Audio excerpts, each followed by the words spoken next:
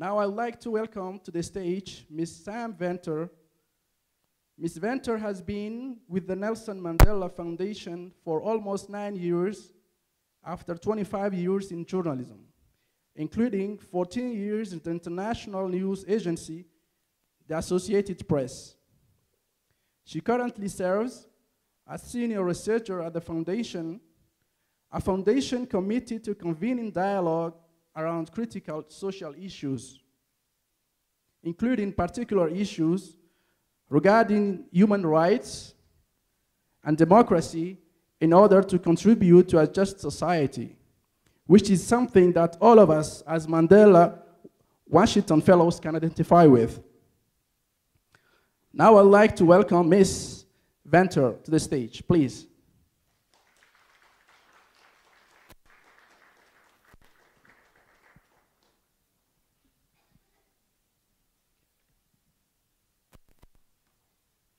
Good morning. Having come all the way from South Africa yesterday, I was pleasantly surprised to see one of our legends in our presence, none other than Steve Biko. Steve Biko Oginga from Kenya. He was at the registration desk. It made me feel at home. I'm wondering if there's any Nelson Mandela here. I send greetings from our chief executive, Sello Hatang, who is sadly taken ill back in South Africa. Like all good executives, he knows how to delegate and has asked me to represent him here. We are delighted to have been invited to address you this morning, especially in a country that Mr. Hatang regards as his second home in Africa. We at the Nelson Mandela Foundation are all proud of our association with the Young African Leadership Initiative and all the Yali Fellows. It is a great honor for us to have you associated with President Mandela's legacy, and we follow your progress with great interest. As Hassan said, I'm the senior researcher at the Nelson Mandela Foundation, an organization which started its life as Nelson Mandela's post-presidential office. Over the last 10 years, we have transitioned into an archive and a dialogue space.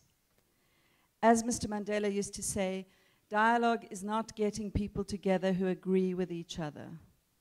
That's a conversation. A dialogue is getting people in a room to talk about things that they disagree about. At the Nelson Mandela Foundation, we work with President Mandela's own vast collection of personal papers, as well as his speeches, interviews, and correspondence, amongst others. All of this in order to promote his legacy for generations to come. His leadership is a crucial part of this legacy, which we work to ensure to serve an example for generations to come. You may not be aware of this, but amongst the 900 or so books President Mandela was given as gifts after he stepped down as president in 1999, are a range of books about leadership. Just to mention a few: Alpha Leadership, Enlightened Leadership, and Leadership in an Age of Higher Consciousness. One would imagine that most people would have realized that by then he had leadership more or less taped. Much has been said about Nelson Mandela as a leader and about the attributes of his leadership style. His approach to leadership can, of course, be examined from a number of different perspectives. Here, it is not my intention to offer a comprehensive analysis. Instead, I want to reflect on those attributes which have loomed large in my own experience of the man and of his personal archive. Attributes which we believe are needed urgently amongst leaders today. Firstly, Madiba, as we called him, his clan name in South Africa, and Linda Manzini would know this. I must say that when he became president, as a journalist, I was very proud to try and ask the first question at his first press conference so I could call him President Mandela. Madiba was very consciously and conspicuously a servant leader. He saw his life as a process of doing his duty. Duty to him, first and foremost, meant involving himself in the struggle for democracy in South Africa, at a time when it soon became apparent that to continue would be to court arrest and imprisonment and even death. Our archival records show that as far back as 1951, when he was a 33-year-old up-and-coming political leader, he began using the concept of duty to underpin his actions, and it remained a clarion call throughout his long life. So he saw it as his duty to achieve freedom and democracy for all of South Africa's people, and he stressed continuously that he was part of a collective leadership who had the same aim. He was, in essence, a servant of the people. This servant leadership was evident in many ways during his time on Robben Island, where he spent 18 years in the single cells of B section. There, he was held with men from 6 different political organizations. Each tiny cell, about 2 meters by 2 meters, had just enough space for a man to lie down on the floor, on a sisal mat and a felt mat. There were no beds for over 10 years. A little space to study, and eventually a homemade bookshelf and a spot where the night pail stood. This metal bucket with a lid was the toilet each man had in his cell, and which he had to use for 12 hours until 5 a.m. when the cell doors were unlocked. Prisoners had to empty and clean their own buckets every morning. Once, when Eddie Daniels, a prisoner from the African resistance movement, was ill, it was President Mandela who got up each morning and took Mr. Daniels' bucket, along with his own, to the bathroom to clean out. On another occasion, one of the prisoners was to be taken for medical treatment to Cape Town on the mainland. He was to leave before dawn and long before the cells were opened. So the day before, he asked the man in the cell opposite if he would clean his toilet bucket for him. That morning, President Mandela reminded the man, who occupied the cell next to his. He refused. He related the incident a couple of years after his release from prison and chuckled when he said that the man had replied, "No, I'm not prepared to do that. I will not do that. I will not clean a bucket for another man." President Mandela continued, "So I then cleaned it for him because it meant nothing for me. I cleaned my bucket every day and I had no problem, you see, cleaning the bucket of another. That's what happened, you see. And it was just to help a friend, you know, who was let down by his own friend." Because of his age, he was 45 years old when he was sentenced to life imprisonment. His fellow prisoners tried to get him to agree to avoid physical duties such as polishing the floor of the cell block, but he ignored their pleas. He would often be seen on his hands and knees, like the others, doing his duty. This identity as a servant leader never left him.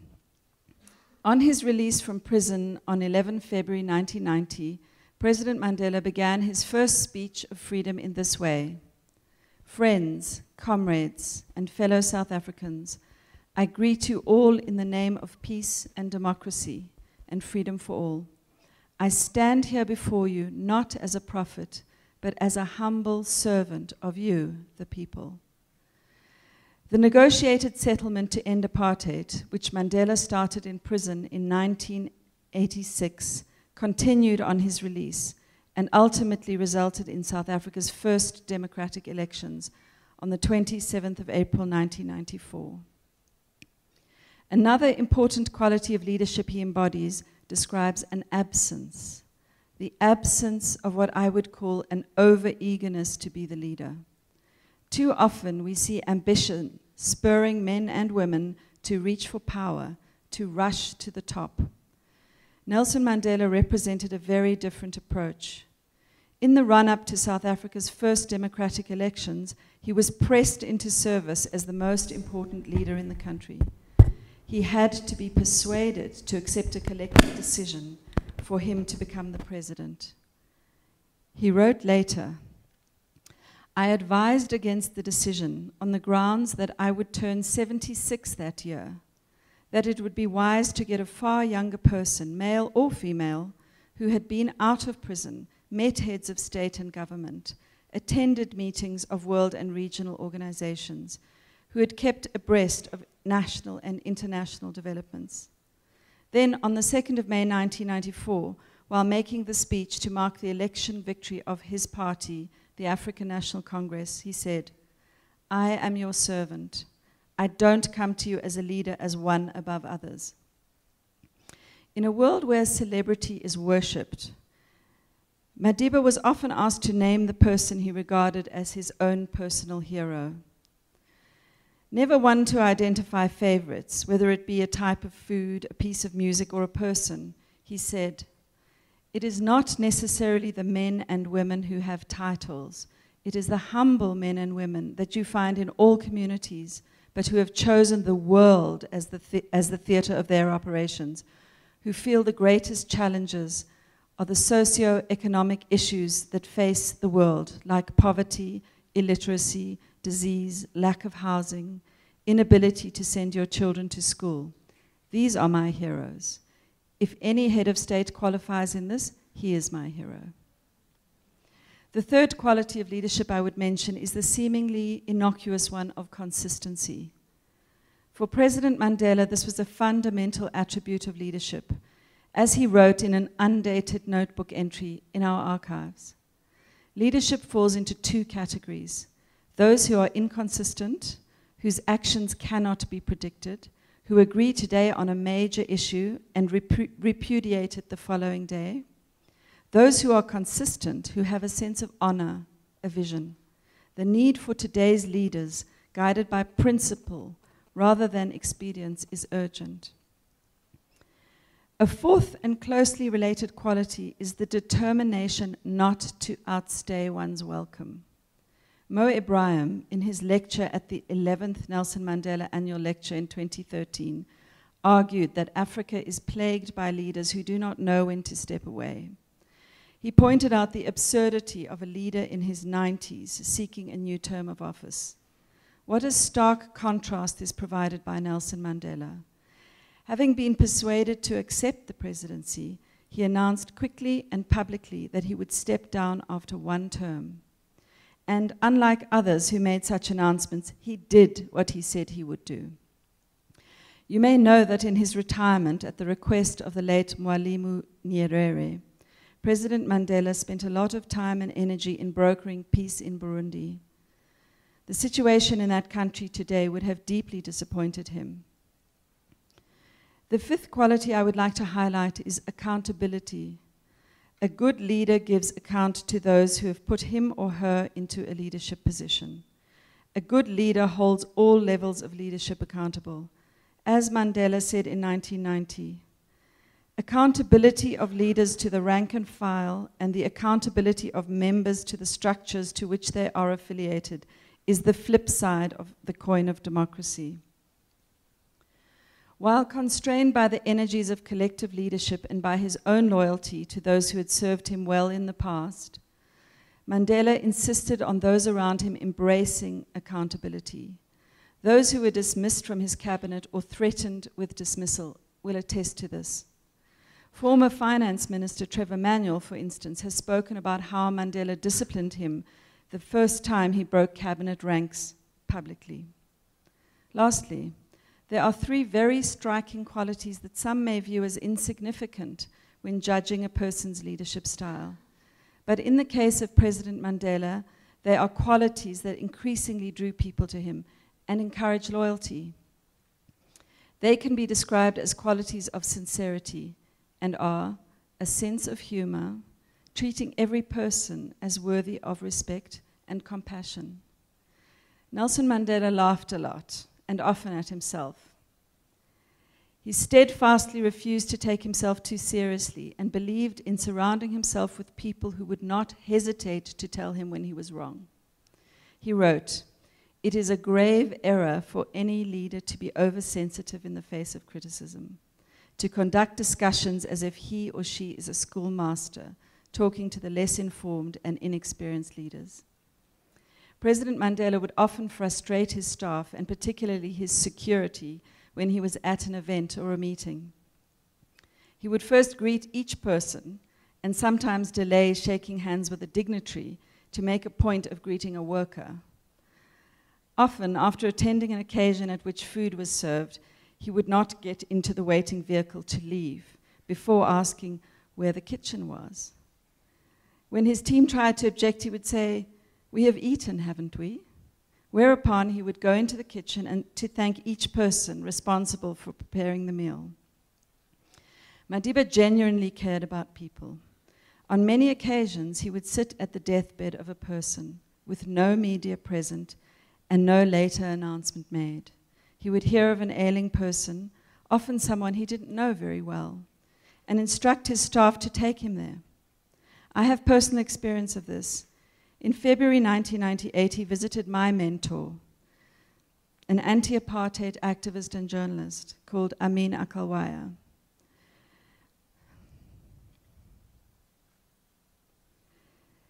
He was on his deathbed in his ordinary suburban house, surrounded by his family. President Mandela sat next to him on his bed, held his hand, and told him he had done his duty. Again, that word, duty. These three are the attributes Malawi's former president, Joyce Banda, must have meant in her speech at President Mandela's funeral on the 13th of December, 2013. She spoke of how his leadership had inspired her in her own political journey and said, "I learned that leadership was about falling in love with the people that you serve and the people falling in love with you."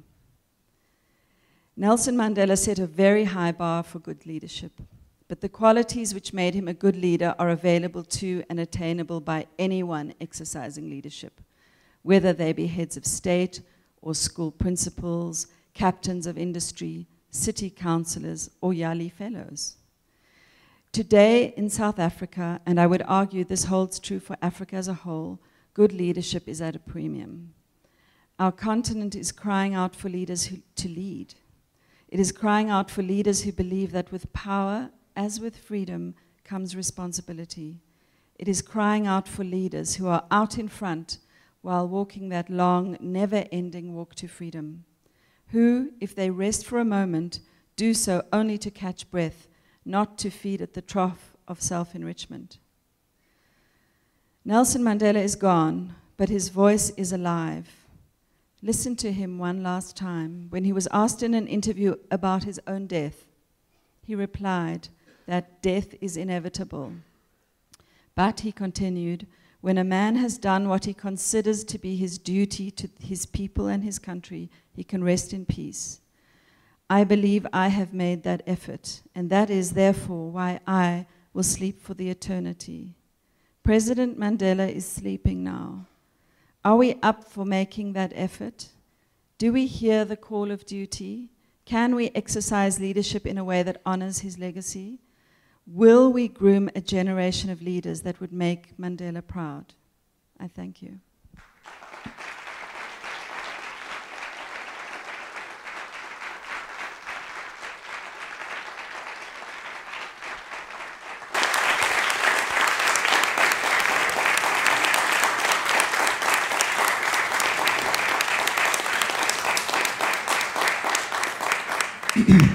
Thank you so much, Ms. Venter, for this inspiring, heart-lifting speech. You have really encouraged all of us to think about the next generation of African leaders. Thank you so much. As Mandela Washington Fellows, we have understood the importance of regional integration and have chosen it as the overall theme for our conference here. This morning, we are honored to have Mr. Mafumu Keko here to share with us the East African community's vision for the role of youth in contributing to regional integration milestones. Mr. Mafumu Keko, the Deputy Secretary General of the EAC, has 21 years work experience at both private and public sector. He is serving East African countries and further abroad, such as France and the USA.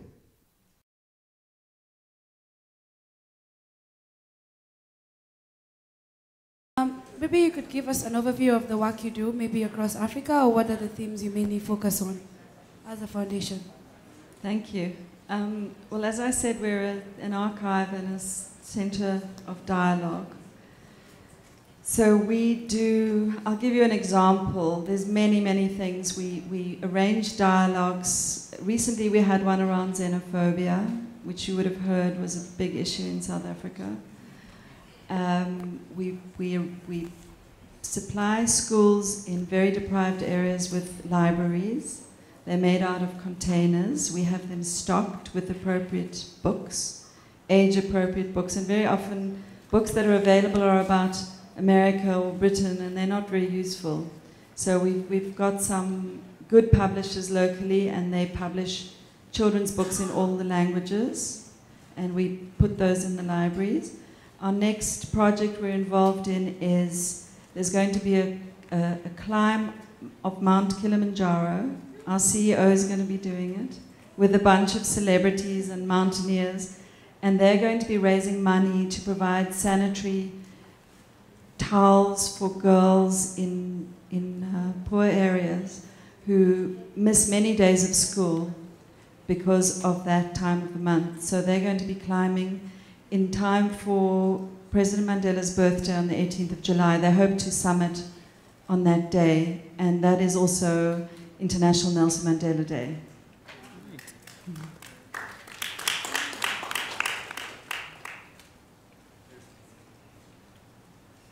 Go ahead and call them out, Sam. Okay, whoever's got the mic. Thank you. Mandela did a lot for Burundian peace process, and you said it. What is your advice in this time, critical time, for perpetuating the heritage of Mandela? Thank you. Do you mean in relation to that Burundi? Yeah. Okay. Well, I don't speak for Nelson Mandela, but all I can do is reiterate what he said time and time again, that the greatest weapon you have is talking. It's the greatest weapon for peace is talking to each other. And again, the things I mentioned in my speech, he was very concerned about people stepping away from power when they had outstayed their welcome, and in fact not doing it for too long. There's a lady in a blue top. So this is the last question, I think.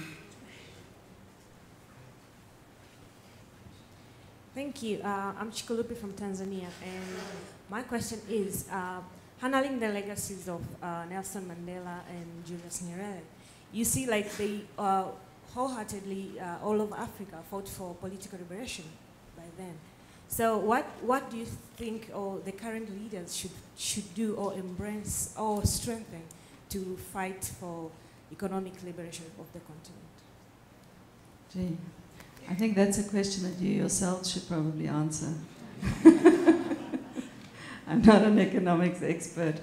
But again, both Julius Nyerere and Nelson Mandela believed in peaceful transition and whatever it takes to do the best for the people in a non-violent way. He only, by the way, resorted to violence when there was no other option during the apartheid era. Thank you.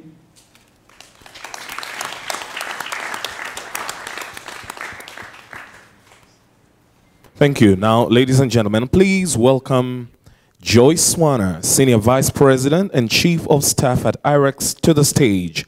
And remember to use the hashtag #StartTheSpark during the pitch competition. Good morning, everyone. I liked it. Everyone looks so professionally dressed, and I know it was a big party last night, and we're going to have a pitch competition, and I thought what we really needed was a pitch for a new performing show. That would be a business, because I think we can all agree that East Africa has talent.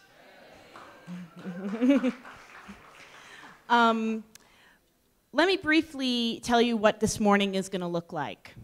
We have 5 Mandela Fellows who will be making pitches this morning for businesses and social enterprises, okay? Some of you may have seen that show, The Shark Tank. It's gonna be a lot more friendly than that, okay? So what we're gonna have is each of the 5 fellows will be presenting a short pitch for a venture that they would like to grow. We have a panel of judges I'm gonna introduce in just a moment who will be asking questions and clarifications. So each of our fellows will present for about 7 minutes. Then the judges will have a few minutes to ask their clarifying questions. Then we'll move to the next candidate, okay? The judges will then, after all 5 present, the judges will go off to deliberate. While they're deliberating, we will have all 5 of our candidates come up, and the audience will get to ask their questions about the business ventures, okay? The criteria the judges are going to be looking at are the social impact potential of the business, the profitability/sustainability of the business, and how the business is an outgrowth of the experience of being a Mandela Fellow, either from their time in the United States or some of the engagement they've had since they've come home. So let me take a moment now to introduce our judges, and I'm going to ask each of them to stand and wave to the audience so we can see them all. First, I'd like to introduce Mugete Gutau. Mugete is from iHub. She's the community manager at iHub. We have Mwangi Karanja, who is the assurance director at PricewaterhouseCoopers Kenya. Janice Arand, who is the leader of organizational and talent development at General Electric Africa. Harveen Gadhok, who's a partner in the financial advisory services at Deloitte & Touche. And James Wachira, who is the head of operations for a Kenya Mara Foundation. So I'd like to thank you all for joining us this morning. I'm going to invite, what I'm going to do is invite our first panelist up, and then I'm going to take my seat and moderate from there, okay? We ask all of our candidates to please stick to their time plan. Some of them have visuals they'll be sharing, and then after each session, I'll invite the judges for any questions that they have, all right? First, I'd like to invite Matiku from Ethiopia.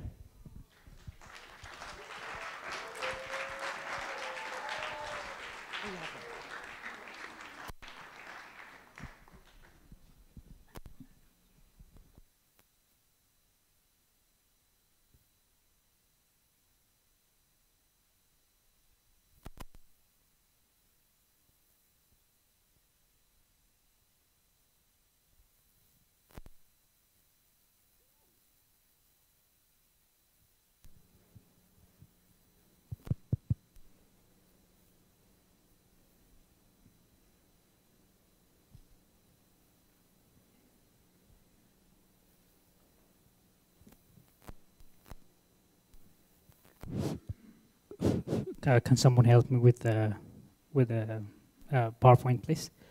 Thank you very much. My name is Matuku. I'm from Ethiopia.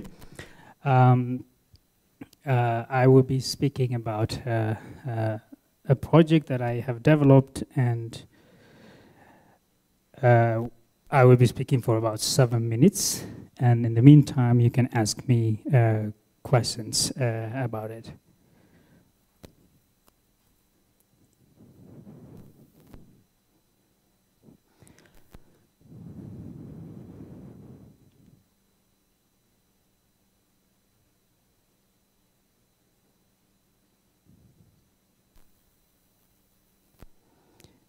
I still can't do the technical issues. Sorry about that.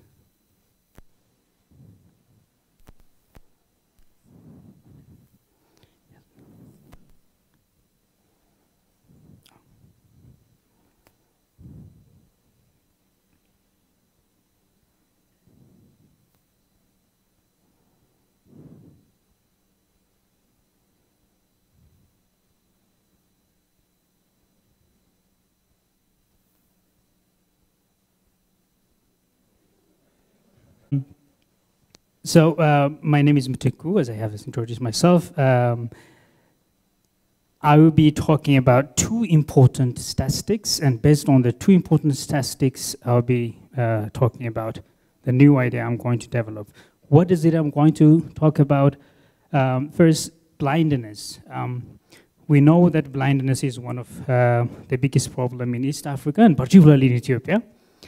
1.25% of Ethiopians are vulnerable for blindness. That's the prevalency. And if you take the population, which is nearly 93 million people, you can see the amount of people.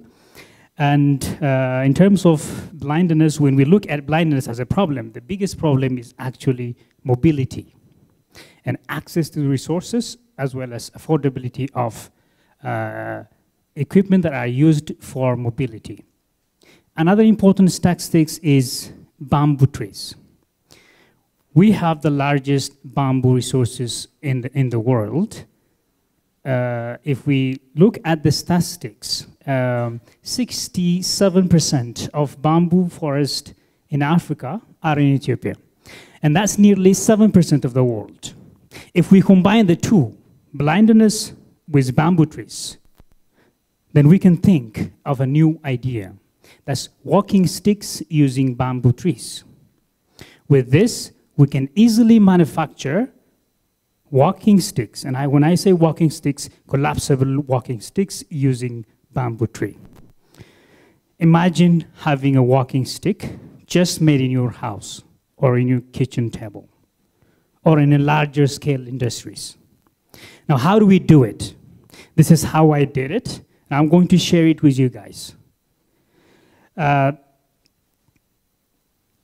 So first there will be a research. We did a lot of research in designing, manufacturing, and we took two issues in terms of designing. So community level and then in terms of mass production.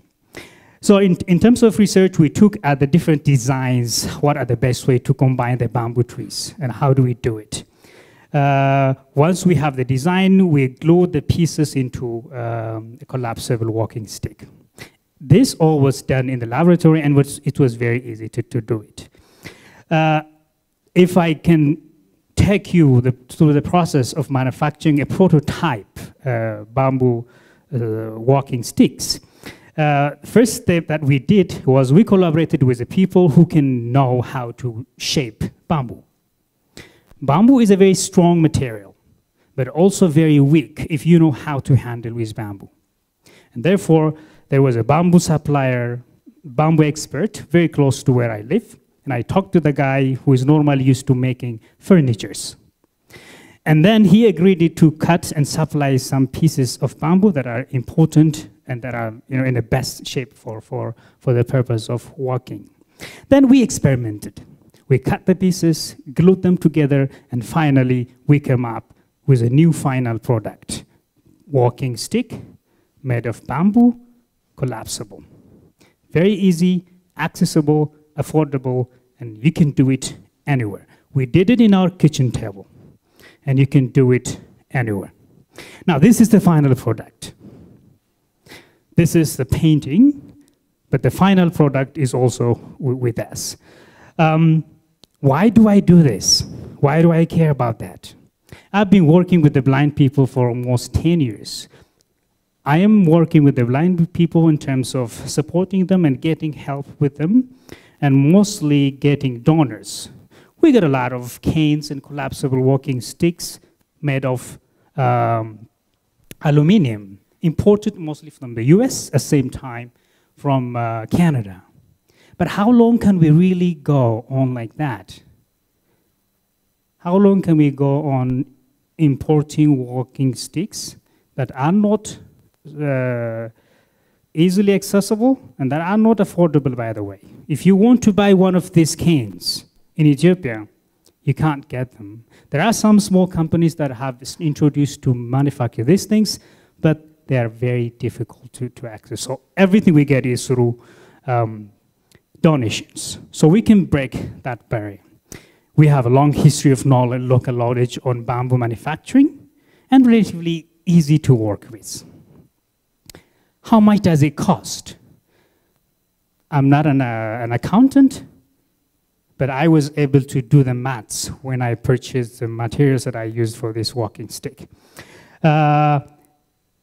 It cost us about 145 Ethiopian birr, which is nearly 6.9 US dollar. And this is because we were not efficient in buying materials, because we were very much excited about getting the thing done. The economics, the marketability was not the priority. But if we can scale up this and think about the econometrics and stuff like that, we can actually getting it done cheaper. So who is in? The small scale industries are in. I am obviously in. The blind school that I work with is in. And I hope you guys will be in. Now there are two phases. The first phase is prototype, which I actually brought one. I made it in my kitchen table. The Mekale School for the Blind is in collaboration with us, and they're ready to experiment it. They have 93 kids, and then they want to experiment and then test it and scale it up.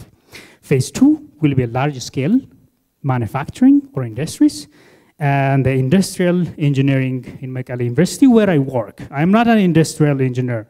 I'm a medical anthropologist, and I did a lot of degrees. But I am loving the issues of in engineering and social engineering. And finally, why do I want to do this? Normally I was considered as a thinker. People consider me like a thinker, like a philosopher. I studied history. It was not enough. I studied law. It was not enough. Studied journalism. I studied 5 degrees. It was never enough. But after Mandela Washington Fellowship, I was a thinker, at the same time, a doer. And I have a sample for you. With this, I became a doer at the same time, a thinker. I hope you guys will do it with me and think at the same time. Thank you very much.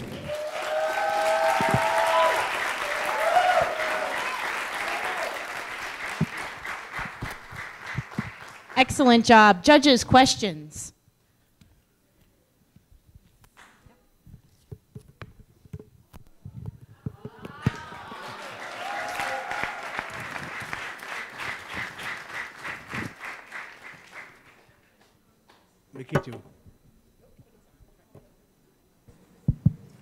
Mikitu, thank you very much for that presentation and a very innovative idea. Can you just tell us, in terms of durability compared to the alternative products, how does this bamboo stick, walking stick last?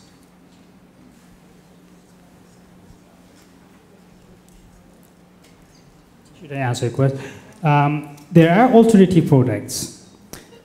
If this was the US, obviously I would go for the alternative products like aluminum. And in fact, even if in the US, we should go for eco-friendly products like the bamboo walking sticks. There are a lot of fancy looking walking sticks, not for the blinds, but people who want to really look like smart. But in the case of Africa, and particularly in Ethiopia, where we have 67% of the bamboo forest, and this is natural forest, we should be using bamboo sticks compared to aluminum sticks. One thing is aluminums are very difficult to weld. It's not the same as steel. Aluminum is extremely difficult to weld. You have to have a very special welding machine. I was involved in a project last year with Fulbright specialist, and we designed a machine to fortify oil and flour for vitamin A, and we designed a local machine using aluminum for grade. It was very difficult, but finally we published it, and we have a manual on that. It's online. That was one of the reasons actually which I want to do this. So the alternative products are not feasible for us. The second reason is this can be done in the house. This is best for schools. This is best for people who cannot access aluminum walking sticks and people who cannot buy it easily. Thank you. So I just wanted you to give us an estimate of the price of an aluminium walking stick and how much you think one bamboo walking stick will cost? I try to Google. Mostly the aluminum walking sticks we use at the blind school in Mekelle are donated. But I try to estimate and then, look at the prices because I want to also look into the financial aspect. It ranges from $10 to $30 and sometimes more than that. For a fancy looking aluminum walking sticks, it's average $30. We can do this with $6 or less. And don't forget about the social market. Don't forget about the skills. Don't forget about the thinking, at the same time doing it here in our home. Thank you. Have you decided what your marketing strategy will be so people will understand that you have this available, and how will you ensure you have the inventory? Yeah, the marketing strategy is still, we're still working on it. The first stage that I want to do is test it in the blind school. We have 93 kids, and the school board is willing to test it. Because bamboo sticks are supposed to be very special. So the first marketing strategy will be, I will be collaborating with the Mekelle School for the Blinds that I support. Once it's usable and productive, then I am trying to collaborate with them. And this can be also used as an income generation for the school itself. And if the school is willing to take the manual and scale it up, then that's the marketing strategy that we're thinking. And Mekelle University is also willing to help. And anyone who wants to help, we can also share. I'm very passionate with Yali, and then Yali people from other parts of East Africa can also take the idea and then, scale it up. Mitiku, I think that's a very good invention. My question is on sustainability. Of course, I know you mentioned that we have very big forests in Ethiopia, but have you thought about sustainability in terms of, okay, what about how long will it take us before we can deplete the bamboo forest? And what do we do after that? So that we don't end up digging a hole to fill another one. Thank you very much. In fact, we already know that the country has the largest bamboo forest in Africa. And by 2020, there is an initiative. One of the beauty of bamboo trees is that they grow in arid land, they grow in poor land. And mostly in the northern parts of Ethiopia where you have dry and highland. So the Ministry of Agriculture has a plan to replant, not for the purpose of walking sticks, for the purpose of protecting the land from degradation. So it's like, killing, it's like, there is two purposes. One, we protect and rehabilitate the environment. At the same time, we use it for a purpose like this. Last question from me. Cool. Hi, Mitiku. First of all, fantastic. Thank you, sir. Okay. So mine is about the price. You're currently at $6.9 USD for manufacturing the product, right? What initiatives could you look at to, making sure that the price goes down for each and every bamboo stick under production? Because you're trying to I'm assuming you're trying to make the product more friendly, given the fact that the product is already readily available, the raw material. So what can you probably do to make the price go just slightly down so that you can be able to scale up the initiative? Thank you very much. It's a very good question. I'm an anthropologist now, and I'm very close to people. To be honest, I'm not a business person. I have to help me someone. I need to, look for someone to help me with the marketing strategy, which some people are already to help me. Like what I said, the price that I put here is $6.9 US. And this is because we were not ready. We were thinking at the same time doing it. The time investment, the money investment, and we purchased the bamboo trees with the price the supplier gave us. We did not bargain because we had no bargaining power. What we had was idea. The idea made me weaker, and therefore I couldn't bargain about the price. But if we had this larger scale, we can really cut the price possibly half down.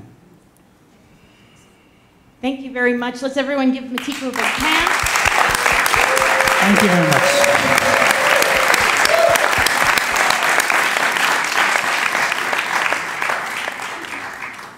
I'd like to invite our next contestant up, Immaculate from Uganda.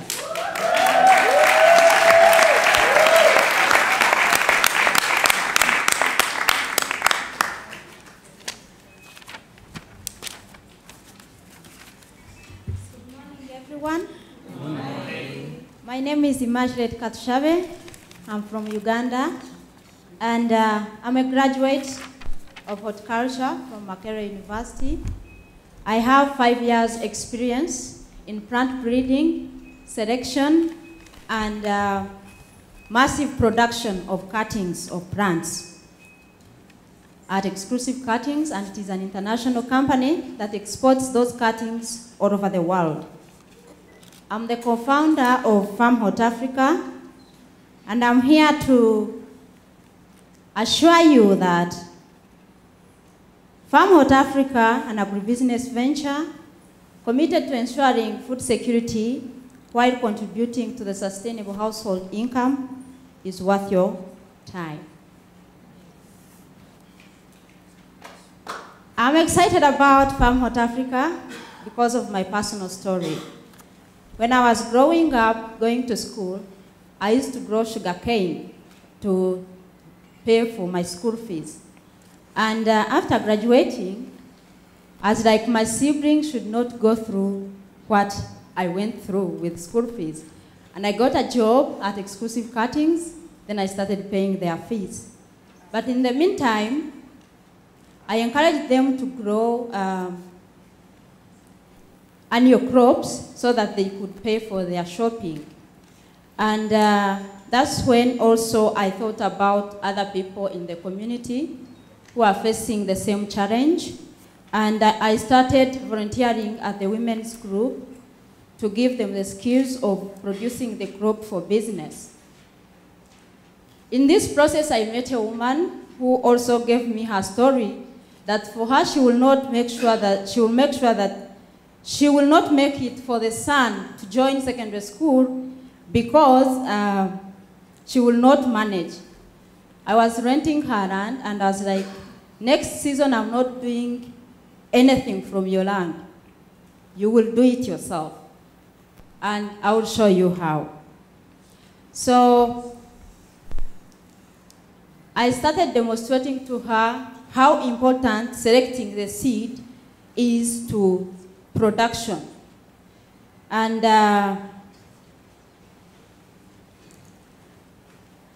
we had plots, we separated them together.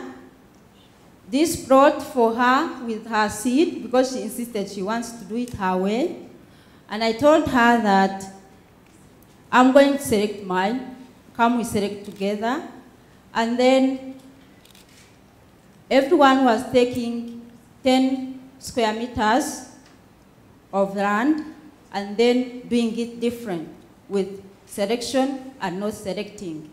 So I got 2 tons and she got 0.8 tons. So from there, she was like, oh, I will do it the madam way. And when I did it that way, and I was like, also people can do it the same way. So I invited more 3 women, and I showed them how they can do it from their land. And right now we have hope restored, doing agriculture and do it as a business. So after that, I looked at scaling it up because it could reach out to many people. We know that more than 70% of Ugandans are practicing agriculture, and it is the most export that we get. So I started Farm Hot Africa to empower these women to do agriculture according to the standards so that they can meet good prices. So Farm Hot Africa is having a package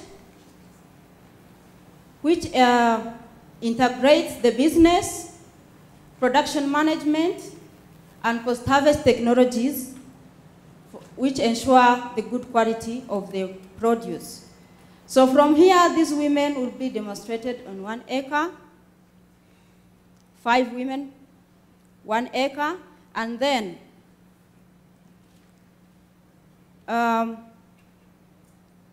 we replicate it to other women. Just so you know, 1 acre gives $40 in Uganda, $40 per month, when you have done the investment of $800. So it means that we know that the passion fruit grows for 1 year and 8 months. So after that has elapsed, then per week the person is harvesting 1 bag, which will go for $400 per week. And then if you replicate that into many women, so you can see that it is really impacting the community. Before I went for Mandela Washington Fellowship, I was having these resources, bringing one, putting it the other side. So I was like, how can I bring this together to make sure that these women are benefiting from them? So I got the business model whereby I will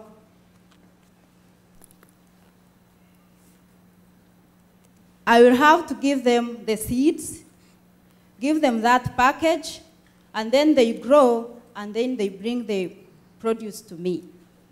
I will process and then make sure that also what is exported is of good quality for better prices. And I call upon all of you to support Farm Hot Africa so that we move millions of small-scale farmers out of poverty while ensuring food security. Thank you.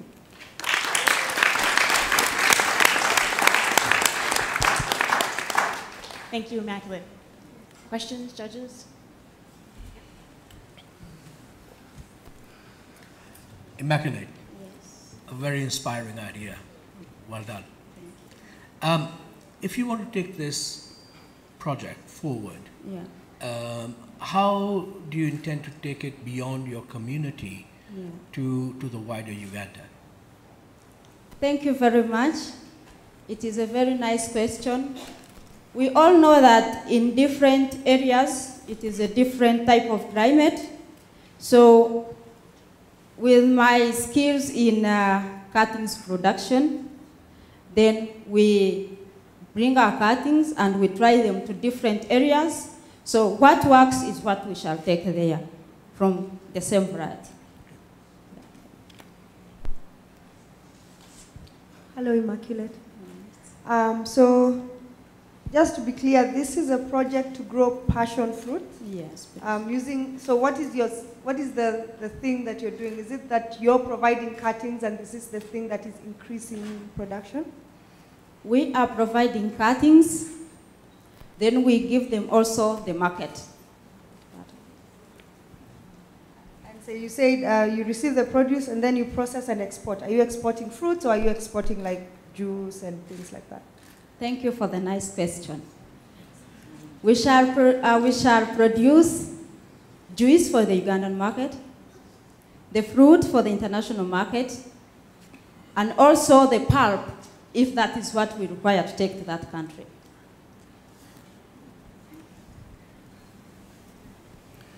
Immaculate, I think it's very good that you're trying to empower the poor.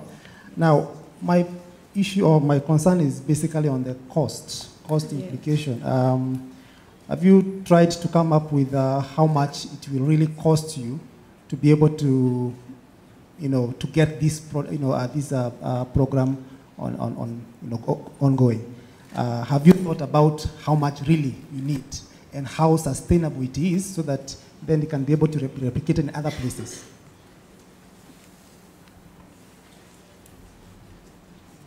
Thank you for the nice question. I will start with sustainability. What I know from the natural resources, which are the plants, I will go to the market, the first startup, it is the market, select that good seed, grow it myself on my land. I already invested 10 million Uganda shillings in it. And this seed, we are going to see which one produces a good one. Then we select it, we keep it somewhere. Then we keep getting from that one, distributing it to where they are supposed to go. And that is the sustainability of the continuous production. Then on the cost, the initial cost of the seed is much less, and that is, I don't know in euro cents, but in Ugandan shillings, it will be 1,000 Uganda shillings. And that one will give us a plant which will produce for 3 years, and those 3 years, the plant would be giving you close to 4 passion fruits per week, and then that one goes for 1,000, then times the month, times the weeks in the month, that would be 4,000 per month.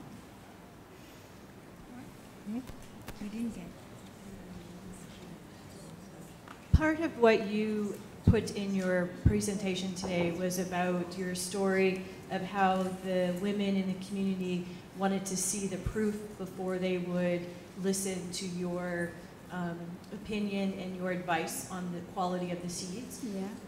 Are you going to put in community education as a way to ensure that people in your community or people in a broader scale in Uganda buy into your business model? Thank you for the question, for the... Nice question.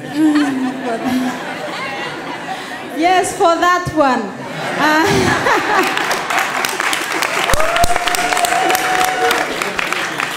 Yeah. I already talked about the package. This package is going to be given to 5 farmers first, and it includes teaching these people how business will go, how the production management will take place, and the post-harvest technologies that we are offering, and we teach them how they go.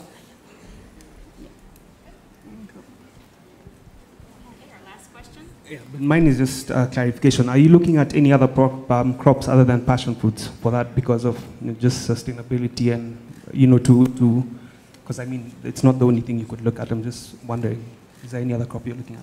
Yes, thank you. To clarify that, there is a crop also we are going to intercrop with our passion fruits in the first phase of vegetative growth, and that is millet. It takes 4 months and it is out, and then it will give us the capital that will push other jobs to be done on a passion fruit project. Immaculate, thank you very much. Really, let's give her a round of applause.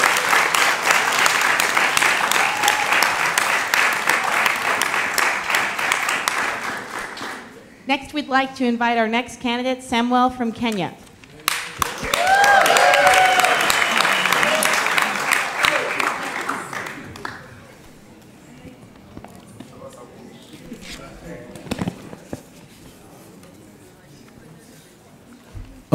Good morning, ladies and gentlemen. My name is Samuel Mwangala Njagi. I know Kenyans will be starting asking up why Mwangala Njagi. I'm half Kikuyu, half Masai, half Taita. So I'm a Kenyan.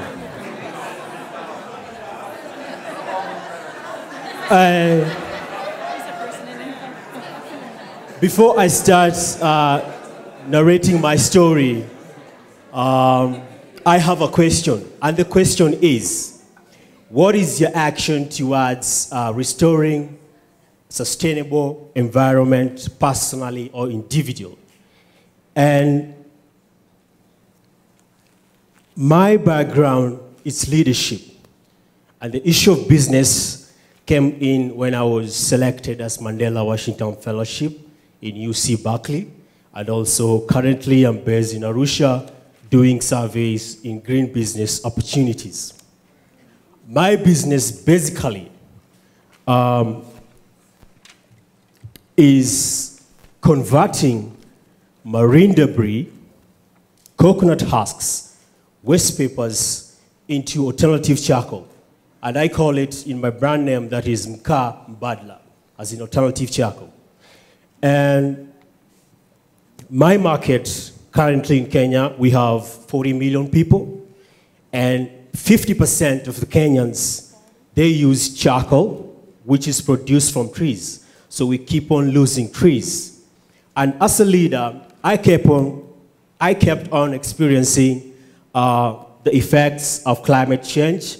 That is when I went to the beach to swim in Kilifi. You'll see that the rising sea levels and also the temperatures and also the shortage of food in 2 constituencies, because in Kilifi County we have 7 constituencies. My idea in Bahari Youth General Supplies, which is my company, is to produce more briquettes, which is charcoal that is Mka Mbadala, so that I can reduce the impact of green gases to the environment and also employ young people and women so that they can benefit economically. Why am I doing this? It's because the effects of climate change have really impacted in my county to an extent. Sometimes we get relief food from World Food Program in those 2 constituencies, namely Magarini constituencies and Ganze constituency. When I started producing briquettes, and that is the idea which I was selected for in 2014, I started selling my briquettes in climate exhibitions, and my first customers were young people who were in schools. They wanted to test the product, if it's working, and they started as in buying my briquettes. As you can see, that is how I package my product. In terms of the impact, the financial projection between the year 2015 and 2016, I plan to sell briquettes along with a product called Jikokoa. While I'm in Arusha currently, I was able to identify with the product called Jikokoa. It's a cooking stove which maintains energy at the same time use low quantity of charcoal. So I believe in spreading the same gospel to households, selling the Jikokoa along with the briquettes, at the same time selling it to factories and boarding schools. So my projection will be, currently I have a manual machine which it's kind of intense manual job, and we produce 200 kilograms in 6 hours. But I want to purchase a machine worth 120,000 Kenyan shillings, which will be producing 5,000 kilograms of briquettes in a day. And I intend to work in 4 days, thereby getting 20,000 kilograms in 4 days, and the remaining 3 days for collecting, sorting out, and processing briquettes. How do I process the briquettes? I collect the coconut husks from the farmers in Kilifi County, because they say it's a bother to them because they want to use their farm for other issues rather than putting the coconut husks in their farm. At the same time, why I collect the marine debris? Because I want to keep our beaches clean in Kilifi so that I can attract more tourism. That is more impact towards the economy in Kilifi County, more jobs to women and young people. After collecting the marine debris, I dry it. After collecting the coconut husks, I carbonize it so that I get rid of the carbon so that I can produce only 5% carbon during using the briquettes rather than producing 95% of the carbon in ordinary charcoal. Currently, as you can see my projection, you'll ask yourself, how do you get 1,000 bags in a month and you're producing 5,000 kilograms of briquettes in 1 day? Thank you. I will say, if you don't understand your people, you don't understand business. Thank you very much.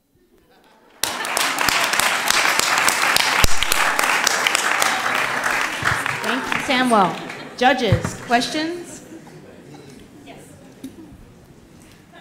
Hi, Samuel. Hi.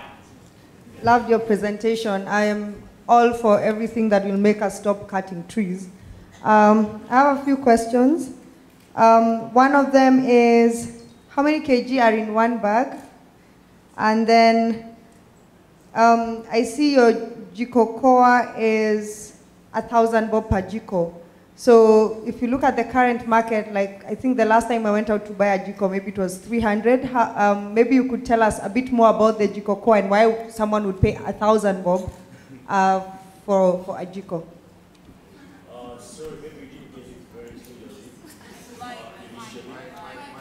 Sorry, so I'm not used to this. So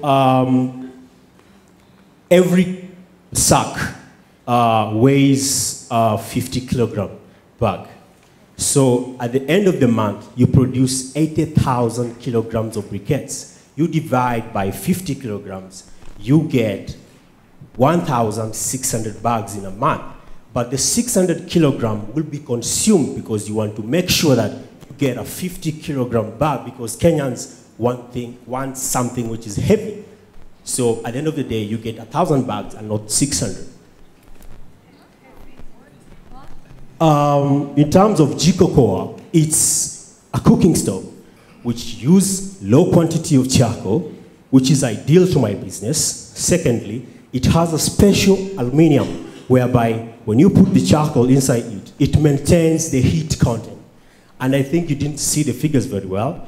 One jikokoa cost is supposed to be sold 3,800. But because of the transport costs and the profit margins, I have to sell it for 4,500. In terms of 1,000, I meant 1,000 units between 14 months, because it's not my product, it's something that I'm buying to sell my product with it. Good?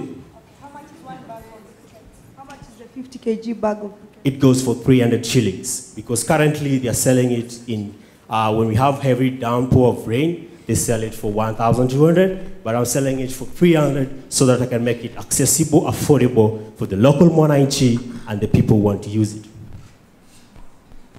Question? How much does it cost you to make the bag of briquettes? Well, the coconut husks, I get them free. What I pay for is one kanta, which costs 1,500 from the farmers.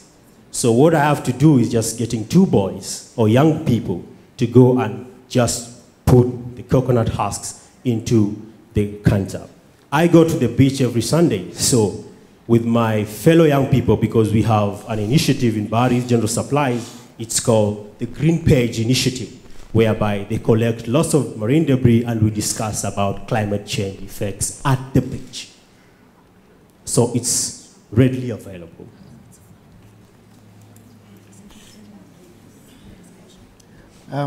Samuel, I think that's quite a good innovation. Now, and I think I like the fact that you're looking at even cleaning the beaches, because I believe one of the problems we have today is tourism and those kind of things. We want to encourage people to come.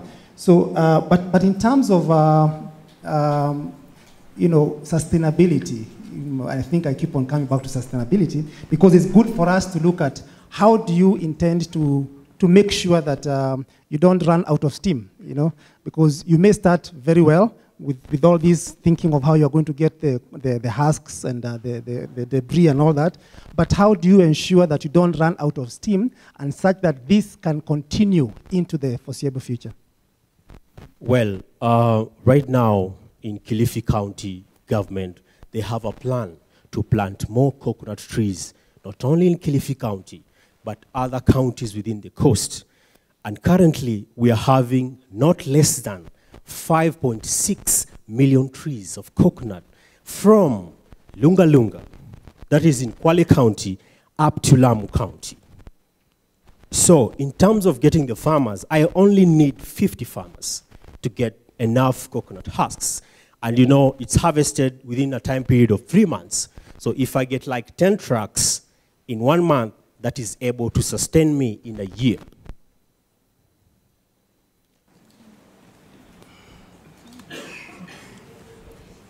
Again, I'll just echo their thoughts. Fantastic initiative. My only, one of my questions is about the cost of the jiko okoa. Then, of course, now to add on to the cost of the bags of the briquettes. So the cost here you've indicated is 4,500, right? But, and I'll give you an example. I'm in a project where we supply solar lamps to people in the Mashinani, the rural areas. And it's a problem even for just to raise maybe 3,000 shillings to pay for these solar lamps, because of course I'm totally for these greening efforts and exploring alternative sources to energy. So even that 3,000 for that solar lamp is an issue, and they don't get to pay because it's too much for them. I mean, these are guys who are at the bottom of the socio-economic pyramid. So what are you looking at? Is 4,500 really accessible to the guys in Mashinani as compared to those small little, the setups they usually have for the charcoal? And the other question is, how long does a bag of briquettes last as compared to the same equivalent for charcoal?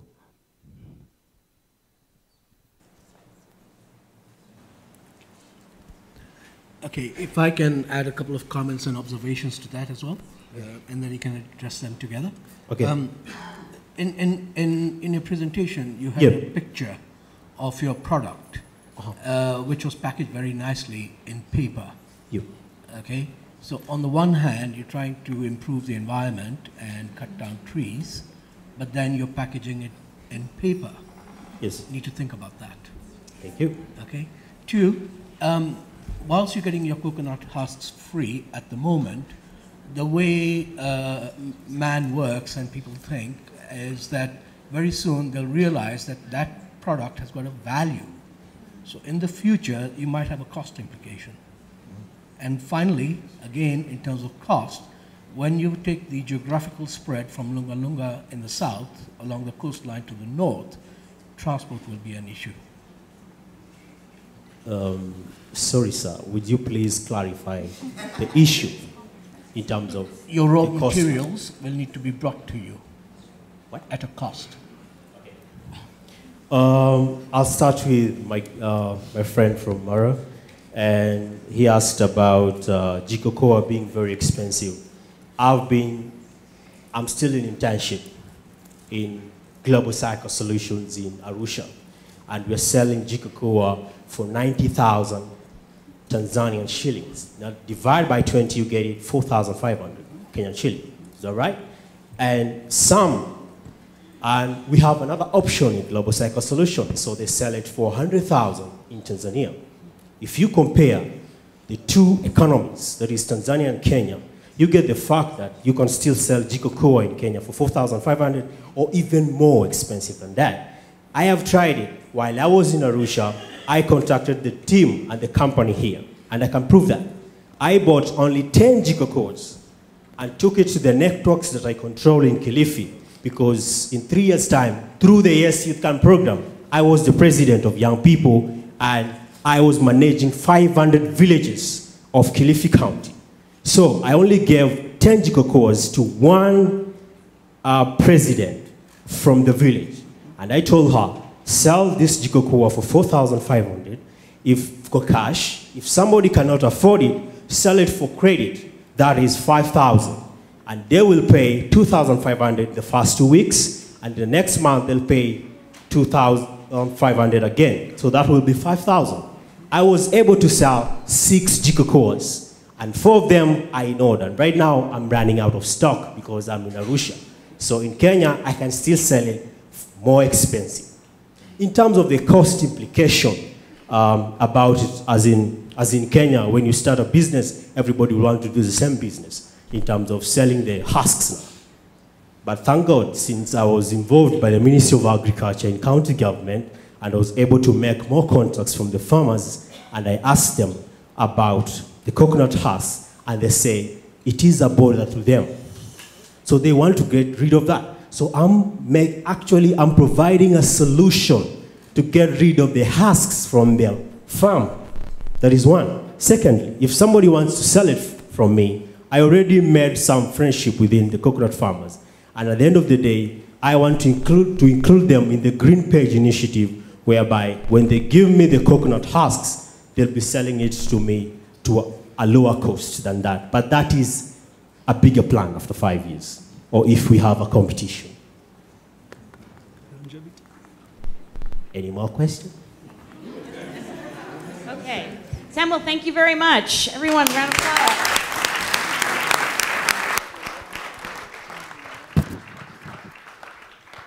Next, we have Liganiku from Tanzania.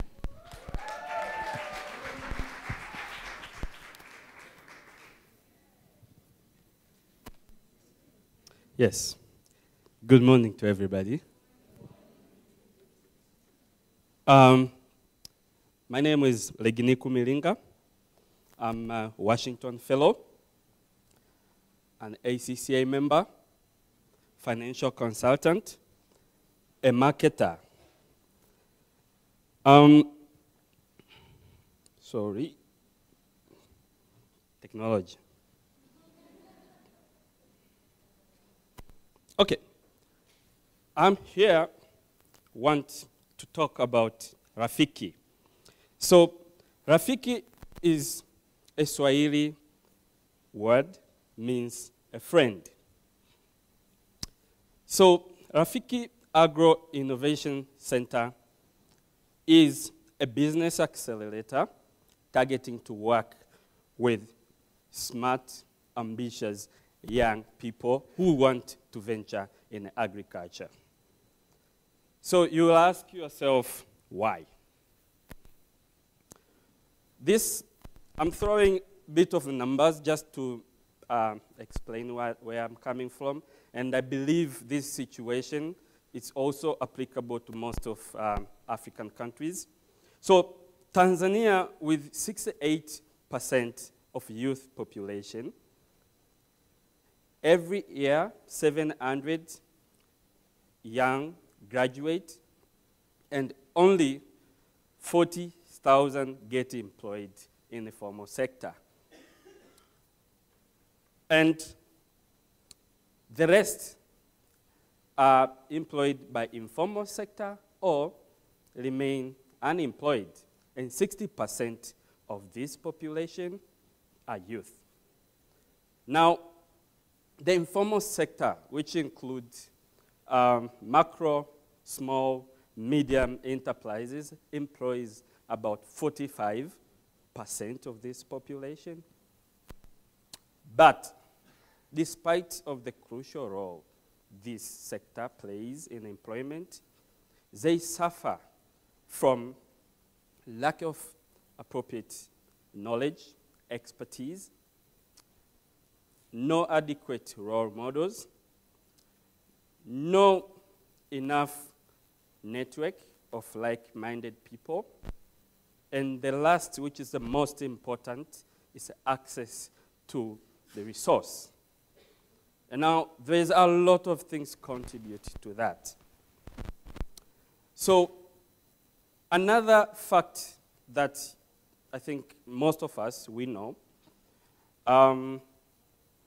in Tanzania, 27% of our GDP is contributed by agriculture sector. 85% of our export is in agriculture. And 80% of our labor force is employed by agriculture. But here is the shocking news. We have been claiming ourselves that Tanzania is among fastest growing economy in the region with year in year 7% GDP growth. And when you look deeper, shocking.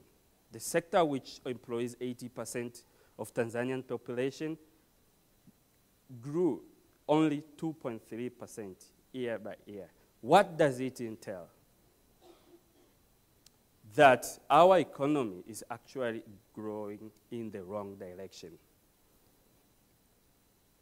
Now, when I was sitting last year, June, when I was involved in Mandela Fellowship at Dartmouth, and I was sitting in this amazing program, Design Thinking, Human-Centered Approach, and all these questions keep running through my mind. And I keep thinking, with my 8 years as an auditor, financial consultant, over 4 years as a marketer, working direct to Tanzanians, I have been in different areas. Also, as an entrepreneur, 2 companies. I've been in more than 8 countries. Now, how can I use what I have to assist majority of fellow Tanzanians? I don't have that much money, but I have a knowledge, I have experience. I've been there, I've tried that and different stuff. And after going through that, this is what I came up with. So, Rafiki, aiming to inspire and support young startups who want to venture in agriculture. And what I'm aiming, just to assist 10 startups year by year in the next 5 years. Our model, we want to take each individual we are taking on board as an independent cost center, work with them, making sure they're making profit, and as a part of their profit, we'll get back our investment so that we can reinvest and assist much more young people. Now, what will Rafiki offer? 1, business formation. We know most of Tanzanians, what we are saying 80%, what they do is peasant farming. So we want to put some structure, assist them to kick off. 2nd, business development. Before you do, they should start with an end in mind. Who do you want to supply? What do you want to supply? At what quantity? What resources are available for you? And put a clear business plan, establish a gap, and the next step is enable them to connect with like-minded people, with people that can really assist them.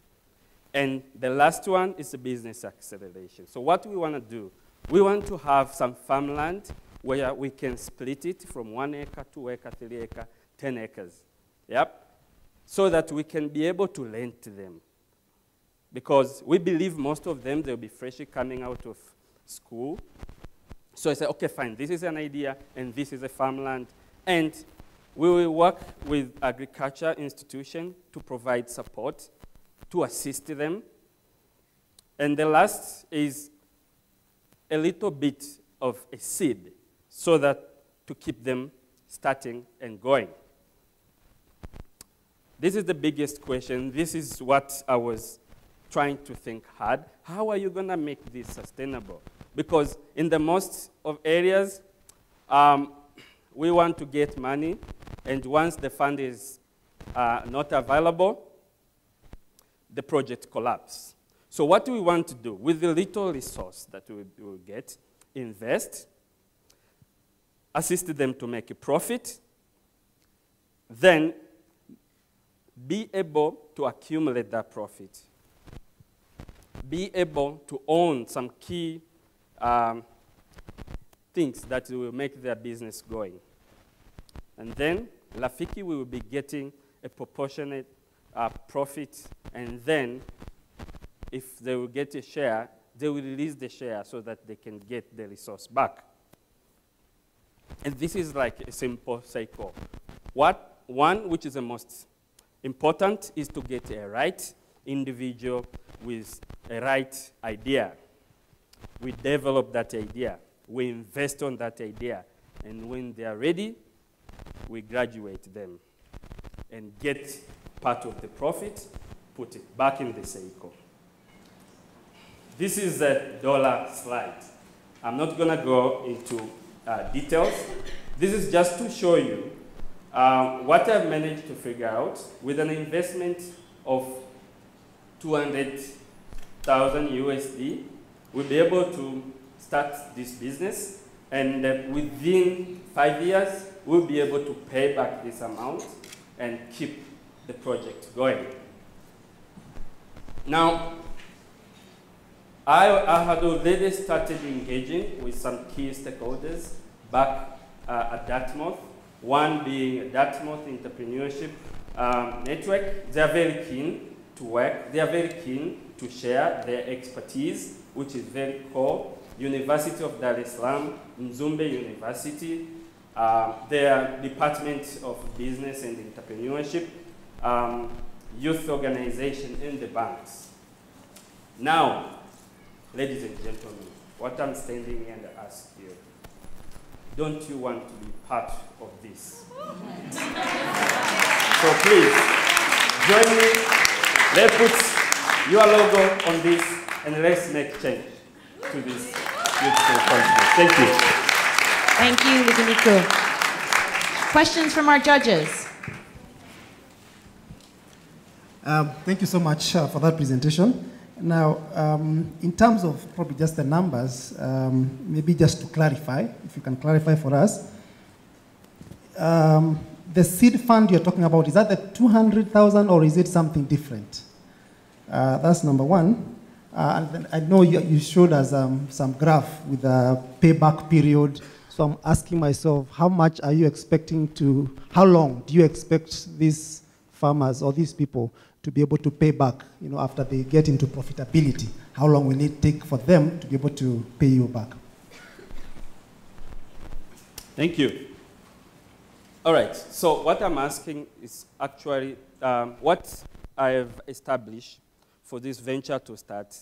There's an amount of resource needed amounting to 200K. That's a USD. Yep. I don't know if you want me to clarify, like, what is this for?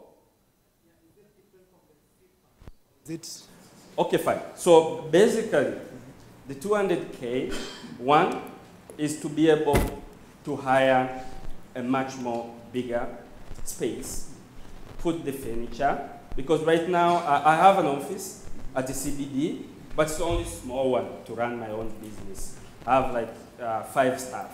So if we have to venture in this, I would need much more space. Another will be 100K USD actually is for the investment of not more than 5K USD into a business that we established that they actually need a working capital. But others will be investing by renting them. So we'll be investing. The rent will be just accumulating until when they have made a sale, then we'll recover that cost. How long? All right, so the normal cycle depends on what kind of this idea, because this idea is actually, we want to look at the holistic way to approach into agriculture. So we will assist anybody who innovates in agriculture. Being an IT, being a logistic, being you want to go into active farm, we will invest. So it will depend, but we are projecting in 1 year to 3 years, depending on the nature of the business. And also, the assumption is around most of the people will actually want to go into farm, because that will be the easiest, because we have the biggest arable land, yeah.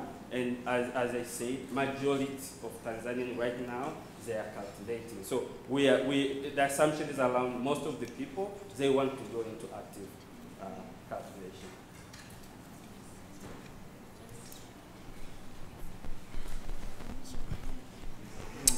Thank you, Liginku. In addition to my colleague's question, I just want clarity around, you talked about the seed, you talked about rent being available for the land, but there was not much emphasis on the technical input, because your concept, and it's an incubation thing, is about taking the youth and getting them into the agricultural sector, which is admirable. Okay, but those people need to be taught farming. So again, those people taught agriculture and farming. You mentioned that you contacted agricultural institutes, but just talk a little bit more about how they're going to support this. All right. Thank you. So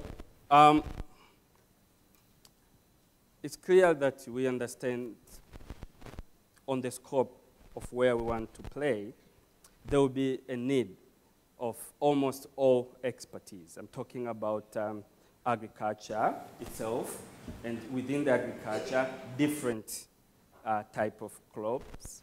We're talking about financial, we're talking about marketing, we're talking about logistics, yeah? So the structure of this venture I want to run, we will have a network of different experts, a network of institutions, specifically business and entrepreneurship department. And as I said, I'm just an entrepreneur. What I'm good at is mobilizing and coordinating resources. And this is what I will be doing. Bring the experts, bring the people in need, bring the financier, and put together. And I really believe together we can be able to pull this. Thank you. Judges, other questions? Anyone? No? Thank you very much.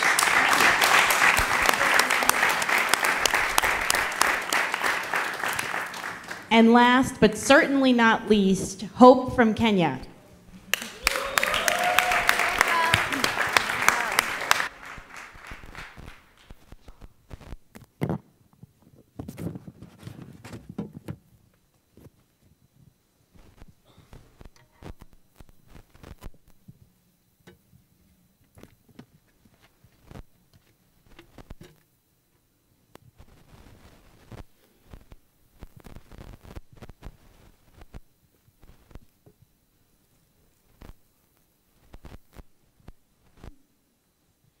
Good morning, ladies and gentlemen. My name is Hope Mwanake, and I'm a co-founder of Trace Kenya Group that is based in Gilgil, Nakuru County. I'm here today to tell you about EcoTile. This is a premier eco-friendly roofing product that seeks to revolutionize the waste management crisis in Kenya. It all started 3 years ago when my colleague and I, after realizing the waste management problem in my town, decided to form a community-based enterprise in order to address this issue. Our primary objective was to offer door-to-door services to these people. We started off using bicycles and pushcarts, but due to the strenuous work involved, we approached several institutions for their corporate support. UN Habitat responded, and through Ndume Machineries Limited, decided to donate to us a mini tractor and trailer that is suitable for waste collection in small towns. This is what we are currently using to offer the services in Gilgil. The Department of Environment in Nakuru County also offered us a contract through the private-public partnership and for us to offer the services on their behalf. 3 years down the line, we are not satisfied with our operations. We have only managed to solve the problem partially. Waste has been taken away from the vicinity of the people, only to begin fresh problems at the disposal sites. So, and this is currently the situation all over Kenya. And UNEP estimates that Kenya generates over 10,000 tons of waste every day. 3,000 tons of this is plastic and glass waste that is non-biodegradable. And of this, less than 10% is being recycled. Again, this is creating a problem. Dump sites are overflowing and therefore leading to massive public health concerns. So this is the current situation throughout the country. The first picture shows the current dump site that we are using in Gilgil. The second picture shows the Gyoto dump site in Nakuru County. And the third picture shows the Dandora dump site in Nairobi, which is currently the biggest dump site in East Africa. But here's the catch. There is a business opportunity in the real estate industry. Because last year, the growth rate of the sector was 25%, but still had over 300,000 housing units deficit. This attracted a lot of investment into the sector, and therefore leading to high demand of building products such as roofing tiles. Clay and stone-coated tiles are expensive and they break easily, forming the consumer to explore other options. The current players in the market are opting for increased importation in order to meet the current market demand. And therefore, there has been an upward trend of roofing tiles from abroad. So our solution seeks to kill two birds with one stone. Offer a highly demanded roofing product while at the same time solve the waste management crisis in Kenya. I was very fortunate enough to be a Mandela Washington Fellow, and last year when I was at Yale University, I had the pleasure of meeting and working with Professor Joseph from the Yale Center of Engineering, Innovation, and Design. Through him, he mentored me, he encouraged me, he inspired me, and told me, Hope, hey, look, you have a real idea, and if you put a lot of research and work towards it, you're gonna make it. I was also one of the fellows that won the USADF grant, and when I came back to Kenya, the grant was put into prototype development. And ladies and gentlemen, I stand before you. Today we have a prototype. It is patented by the Kenya Industrial Property Institute. And we already have a business plan ready to start manufacturing by end of this year. With this well-researched proprietary technology, we intend to mix crushed glass with heated plastic in order to form a polymer mixture, which will then be molded into a roofing tile that is eco-friendly, hard to break, resistant to growth of molds that will be locally available, and this is the most important for me. So with the over 75% unemployment rate in Kenya, EcoTile seeks to produce 20 jobs directly through the manufacturing process and over 100 jobs indirectly through the collection, sorting, and the delivery of the raw materials. And again, last year, I got selected as one of the cheetahs, courtesy of iHub, and I was awarded the cheetah funds that went into establishment of community-based enterprises, which will then be responsible for the collection of raw materials for us. We will be then outsourcing the raw materials from them. Again, this will see that over 40 tons of plastic and glass waste is recovered monthly, and therefore go into reducing the public health problems. Again, more jobs for Kenyan youths. Ladies and gentlemen, before you, my financial projections. We intend to break even by the end of third year, and we are targeting to produce an average of 180,000 tiles every year. And that goes to about roughly 15,000 tiles every month. One tile will be sold for $1, and the cost of production per tile would be 50%, leaving us with a profit margin of about 50%. So today, I boldly, courageously stand before you to ask for an investment of $100,000, and this will go into product development, machineries, operational costs, more research and development, because we realize that this is a new product, and most of all, the market penetration. And then for business mentorship support, because I believe EcoTile is beyond East Africa. EcoTile is beyond Africa. And this is the solution that we have been looking for the waste management crisis all over Africa. Ladies and gentlemen, I believe I am the right person for this investment, because I have seen this grow from an idea into a real product. I am still pushing with all the resilience in order to begin manufacturing by the end of this year. So if you believe in me, I believe in you, and I believe in the environment. So let's partner and let's work together towards sustainable development. I would like to leave you with a quote from Mother Teresa. And she says, I only feel angry when I see waste, when I see people throwing away things we could use. Thank you very much for your time.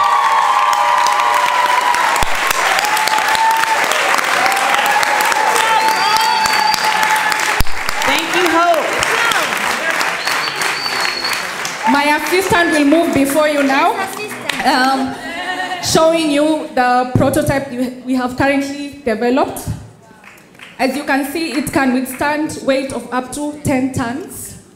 You can step on it if you want to.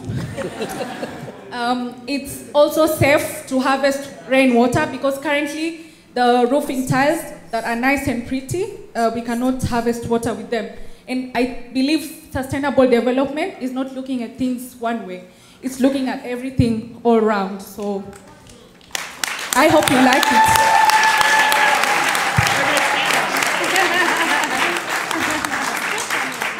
it. Okay, judges.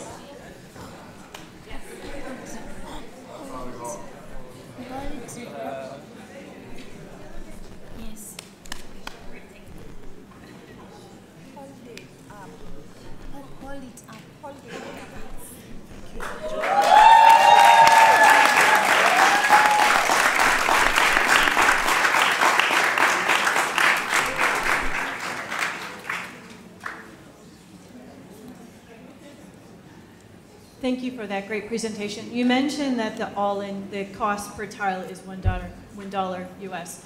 Is that inclusive of going and pooling the waste, going through the manufacturing process, the labor, the transportation, the marketing? Is that the all-in cost, or is that just the manufacturing of at the site? So that would be the cost of everything, because what we are doing, we have established these community-based organizations in Nakuru. And from them, they will be getting the raw material, they'll be collecting the glass and plastic for us and bringing it to us. Then when they bring it, they'll bring it in bulk. And currently, there's plenty of glass everywhere, especially in Gilgil, that is not being utilized and nobody wants it. So we just agreed, and when we calculated, including the cost of buying material and everything, it's $1 for every tile. And in this case, for 1 meter squared, you need 9 tiles. So for 1 meter squared, the overall cost would be like $9. So that would be $9 for 1 meter squared.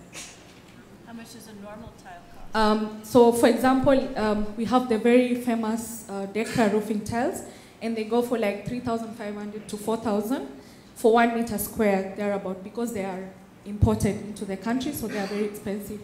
The clay tiles are averaged between 800 and 1,000 for every 1 meter squared, depending on where you get it from. And we intend to compete with the clay tiles and the Decra roofing tiles, because that's what most people are going for. And so how the eco roofing tile looks, it looks like a clay tile, but it's not really a clay tile. And it seeks to compete with the Decra roofing tile, though we understand that that is really going to be a big challenge for us. We have a long way to go before we get there. Even though recently I was featured by a vernacular station, and immediately after the news, so they aired it at 1 p.m. and 4 p.m. and after that we started like getting phone calls for people wanting them. And we're like, hey, we've not even started manufacturing this. So, and that's why I'm here before you today. Judges, other questions? Hi, Hope. Hi. Very excited to see you. I was part of the team that was organizing the Cheetah Bootcamp, and I see how far you've come. I like the fact that you already have a prototype and you've been investing in your idea for a while. My question is, what is your capacity? Well, you haven't started production yet, but what do you estimate? You already know that you're going to employ 20 people directly. How many tiles do you think you're going to be able to produce in a day? Okay, so how I've done it now because we need a proper pulverizing machine. Our pulverizing machine is the one that will then crush this glass into the glass sand.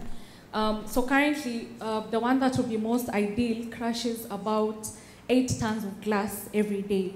So in that case, then we'll be looking to produce at least 10,000 tiles per day if we got this capacity. But starting, we're just targeting to produce about $15,000 tiles every month, and then that will then reflect the financials that I have shown before you today. So it all depends on how it goes. If we get the proper machinery that we are looking for, then it will be like a big investment. Could even employ more than 50 people directly in Gilgil.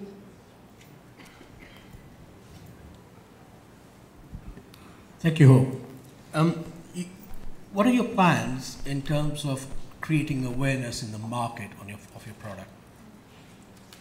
So I think at this time our biggest selling point is then that this tile is eco-friendly. And seeing that the government is moving into approving buildings that have got rainwater harvesting systems, I guess this will be the biggest selling point, and this is what we will be talking to people about. And I do realize that I'm not in the building industry, but my biggest strengths are that I'm an environment person, and I can stand in front of you and tell you all the benefits that you want to know about the environment. Number one, it is very important for us to help stop manufacturing of sand or clay, which goes into production of other roofing tiles, because then we are degrading the environment, and there's no way we are going to get back that's how it was in the beginning. Number two, waste problem is a crisis. Everyone is struggling with it. I have been to almost all places asking them to buy the glass that I have. The presentation that I showed you a house full of glass. That's my storehouse, and I have 2 of those that are full of glass. So when I was moving around, no one was willing to buy the glass from us because it's no longer in use. Central Glass Limited recently closed, and the company is being bought by someone else, and we have no idea how they're going to operate. So I will tell you, hey, look, if you invest in me, you're going to invest in the environment, and you're going to invest in the future generations to come.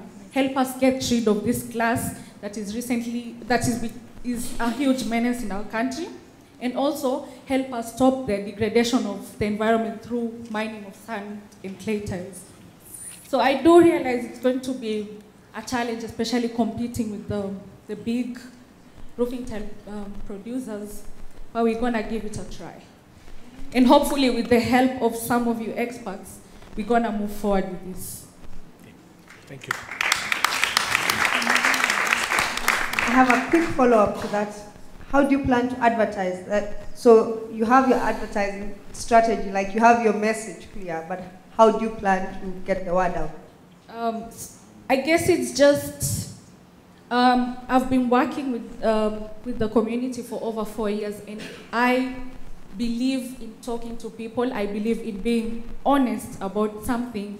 And if people can connect to who you are, I'm very sure that one person will get the word out there. And when it eventually comes into big advertising media strategies, we'll have people telling people that telling people and telling people, and hopefully someone will believe in us and they're gonna buy our products. Judges, any other questions? No? Hope, thank you very much.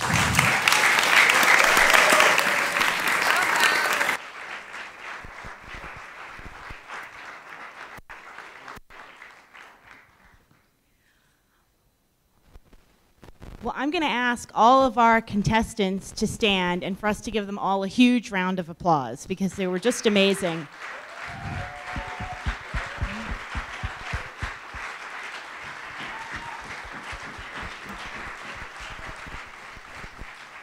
Thank you. So I'm going to give a quick update to our schedule. First, I was reflecting that maybe because we're in East Africa, instead of Shark Tank, we should call this Lion Tank. That might be a better name for our show. What's going to happen now is our judges are going to go with Mitra, and they're going to deliberate in the green room. We are going to invite you all actually to take a quick break, like 20 minutes.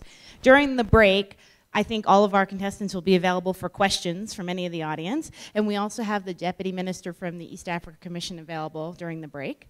And when we come back, right before our next session, we will announce the winners of the pitch competition. Okay? So enjoy the break and 20 minutes. Thank you.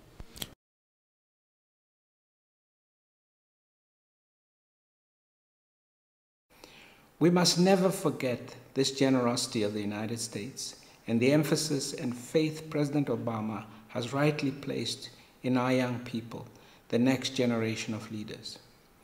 In the spirit of building a new and true partnership between the United States and Africa, I am pleased to share with you a new reciprocal initiative we are launching called the Africa Business Fellowship. This is an African-led initiative to complete the circle of an equal exchange between the US and Africa. As part of the program, we will select top American graduates and entrepreneurs and give them exposure to our continent's fast-growing business environment in the same way you are being given exposure to the United States. You will be hearing more about this program and the kind of collaboration we hope to see between you and your American peers. I know that you are discussing the topic of leadership today, and I only want to share two things with you. First, I want you to look around this room. I want you to turn to your neighbor on your right and your neighbor on the left and take a look at each other. I want you to take it all in. You are going to need each other. If you have one responsibility, it is to support each other, and to do so out of love and respect. Leadership today is not about going it alone. Those days are gone. Our problems are too complex and too demanding for anyone to think they can get there by themselves. Whether you are in business, government, or civil society, true leadership is about how we collaborate with each other. The last thing I want to leave you with is a piece of wisdom shared from my own early life. That is, every generation must learn to fight its own fight and not to focus on the struggles of past generations. Africa's potential is clear, but important challenges remain. How do we create inclusive growth? How do we build a society based on shared prosperity? These are critical issues we have to deal with. I wish you the best in your discussions. And remember, look around this room. You're going to need each other for Africa to succeed. Thank you and God bless.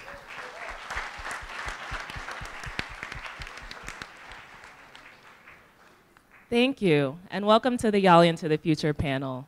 We specifically wanted to show you all that video. We actually prepared it for our Southern Africa Regional Conference because Strive Masiwa, who's the CEO of EcoNet Wireless, is a Zimbabwean.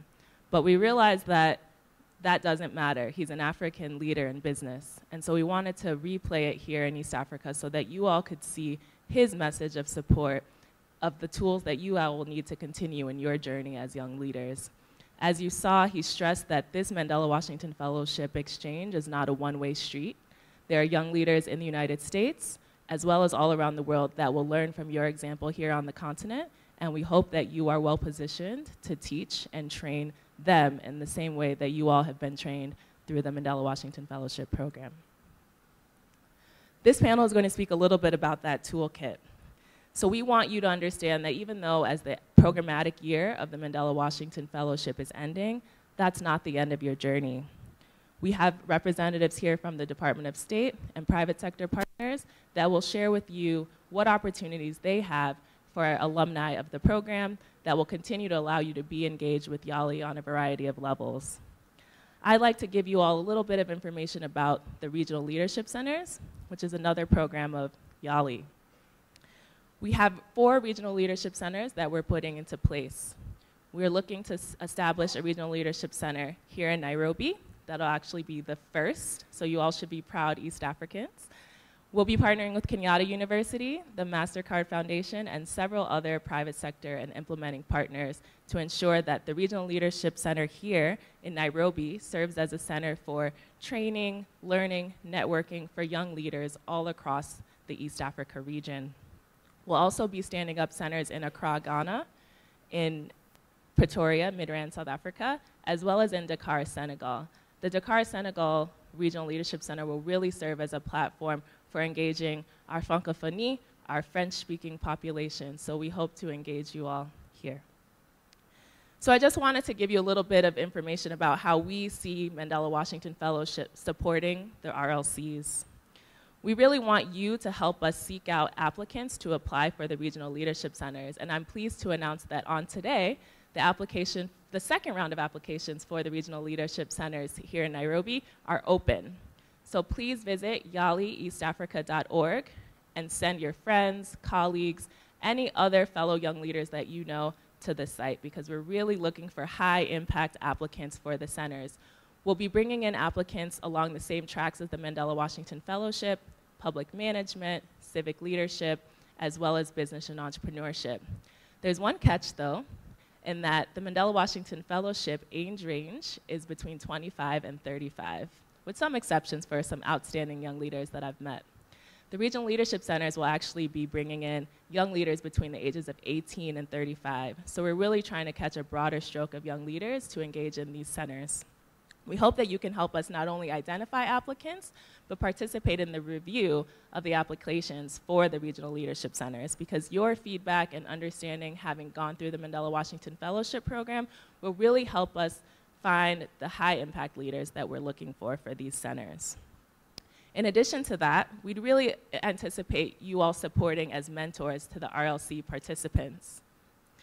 These participants are going through the similar tracks that the Mandela Washington Fellows are going through, so we really appreciate your support as mentors, either individually, through your organizations, or any other affiliations that you may have. If you're interested in volunteering to be a mentor for the RLCs, I really ask that you be in touch with either myself, our coordinator, Chris Runyon, or our regional coordinator, Kim Kipples. She'll be your primary point of contact for how to integrate into the RLCs. Many of you here are connected with private sector organizations, public organizations, as well as other philanthropic activities. And we really seek your support in helping the RLCs be sustainable, as we seek private sector partnerships to help fundraise and provide cash or other in-kind contributions. We really look for the Mandela Washington Fellows to help support those activities. We also plan to have what we're calling a steering committee, similar to the regional advisory boards of the Mandela Washington Fellowship, that will govern the activities and oversee some aspects of the curriculum of the RLCs. If any of you are interested in joining those, we'd be grateful for your knowledge and expertise.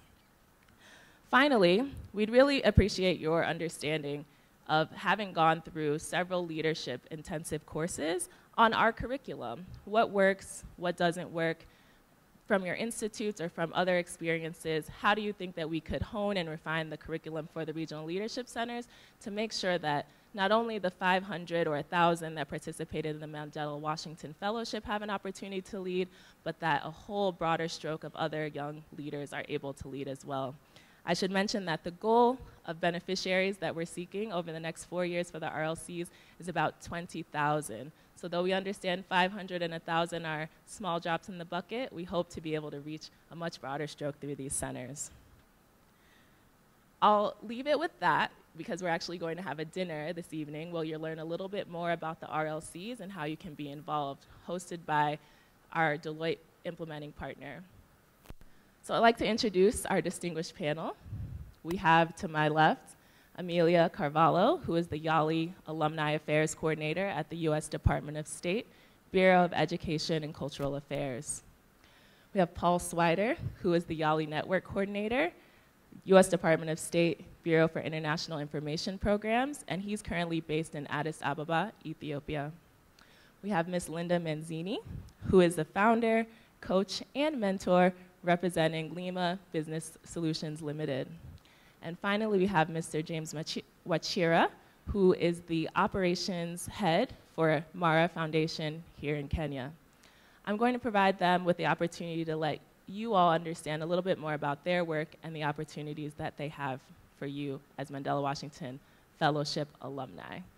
I'll start with Paul. If Paul can just give us a little bit of background about the YALI network, his role and how you all as alumni can continue to be engaged. Paul.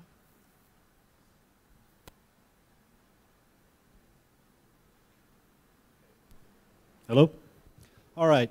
Hi, my name is Paul Swider, and I am with the Department of State. And I look at all of you, and I've been to the other conferences, and I see how busy you are, and I look at what you're doing and what you're planning to do for the future, and I just want to say that I'm here to make your future a little bit easier, because I see all the work that you do, and I see how you want to reach out to other youth and give back and share, and I know that that's very hard, because you've all got 2 or 3 or 4 jobs already, and it's hard to find all the people that you want to meet with and to really leverage all of your own assets and all of your own abilities. But I want to tell you that the YALI Network can help you do that. Just by way of review, in case you don't know, the YALI Network came from the first round of applications for the fellowship, your round of applications, when, as you know, there were 500 fellows selected, 50,000 people applied. We didn't want to ignore those 49,500 people, so we created the YALI Network and continued to engage with them on YALI topics. But we did that largely virtually from Washington. We would share information, we would have Facebook chats and Twitter engagements. We created a series of online courses. That was all very popular, but for about 1.5 years, it was strictly virtual. And during that time, the YALI Network continued to grow. It's now at more than 130,000 people all around Africa and some places outside of Africa. And the people are very involved and very interested and very eager to meet all of you, frankly. But we wanted to do more with them than just engage with them online. So as of January of this year, I've been posted in Addis Ababa with some responsibility for the network all around the continent.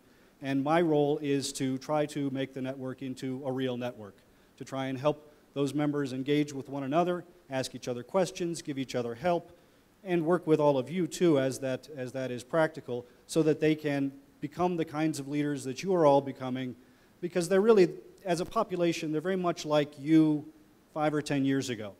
They're kind of varied in that 130,000 people, but most of them are eager and full of energy and full of interesting ideas, but maybe they don't have quite your savvy or quite your experience, which is why they want to learn from you. So they're a very interesting population for you, and they're conveniently available to you. That's really what I wanted to describe to you here today, is how we can make that audience available to you for outreach and give back kinds of opportunities that you may want to engage in. As I said, we do work online. The work that I do from my desk in Addis when I'm there is with a LinkedIn group that is strictly focused on the network. It's about 5,000 people. And that's a fairly focused conversation because, as you know, it takes a little bit more effort to get into LinkedIn than to other platforms. So that's a fairly sophisticated conversation. And then there's also a Facebook group called Face to Face. Many of you may be members of either or both of these. That group is now 14,000 people, and that is where we also have a mechanism for them to arrange meetings amongst themselves, which they do. They're very active, especially the network members here in Kenya. So they organize meetings, and then when applicable, when appropriate, I will attend those, or I will engage the embassy where they are to go and help out with those meetings so that we can, again, help them become a viable network in and of themselves. And that's one of the ways where I hope you all can come into play, because if you're looking for an opportunity to hold a session, to have a meeting, to do some instruction, I just saw a post on our face-to-face group earlier today. One of the fellows from Nigeria has arranged exactly that sort of meeting for, I think, later in this week, where she's going to sit down with a bunch of YALI Network members and discuss topics of leadership. If you're interested in that sort of activity, I can make it easy for you because I can help you bring that audience. You don't have to go out and find people. If you want to go to another town or another community and have that kind of session, you can work through me, you can work through my colleagues in Washington, and we can actually generate an invite list for you that's very specific to the topic you wanted to discuss, as well as the location where you want to discuss that. As an example of that, if any of you are going to be around this Wednesday afternoon and evening, I'll be holding a YALI Network event at iHub, in fact, from 4 to 7. So I very much invite you and encourage you to come to that if you could, because, as I say, the network members are very eager to meet all of you. And so I'm trying to create an opportunity for them to meet you and learn from you, and also to make it easy for you to engage with the network if you choose to do so.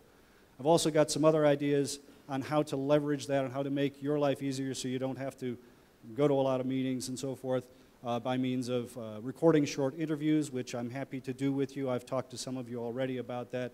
And I'm also kind of encouraging fellows to create instructional videos. I mentioned earlier that we have a series of online courses that are very popular with the YALI network. They've got about 30 videos, and they form themselves into 9 subject courses.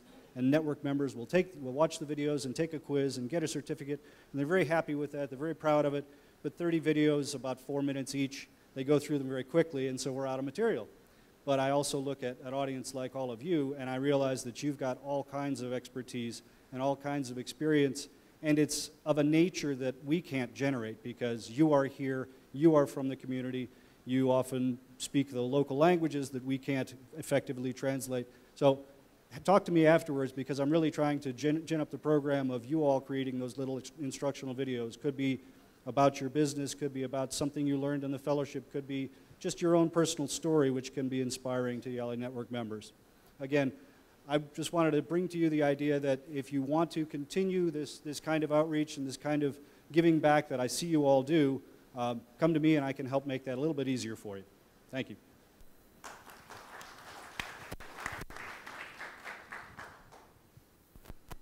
Thank you very much, Paul. So as you all heard, you now have an audience, an instant audience of 130,000+ people. We really hope that you'll utilize that and participate in some of the events. Amelia, I'll pass it to you to speak a little bit more about what ECA Alumni Affairs can do with the alumni of the fellowship program. Hello, everybody. I've met many of you already. Yes, I'm with the Bureau of Educational and Cultural Affairs at the State Department. We also use the acronym ACA to refer to our department, and I work within the Alumni Affairs Division. So I'm just going to tell you a little bit about how we fit into your follow-on engagement after the program. And I'll take this opportunity also to celebrate a few of your successes with some examples. So the Bureau puts together hundreds of exchange programs, and about 70,000 people participate in these programs every year. And they have generated over 1 million alumni worldwide. The Alumni Affairs Division works to lead, coordinate, and facilitate continuing engagement with these alumni. And we work very closely with the U.S. embassies worldwide to support them and help them to build and maintain enduring relationships with alumni just like you.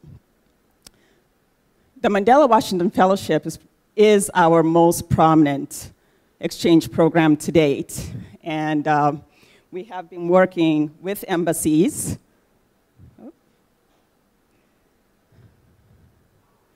We have been working with U.S. embassies across Africa to provide you with opportunities that will help you to expand on your fellowship experience and give you the tools and resources to lead activities that broaden the YALI network, and also activities that focus on 3 main areas, which is network building, mentoring, and public service in your local communities.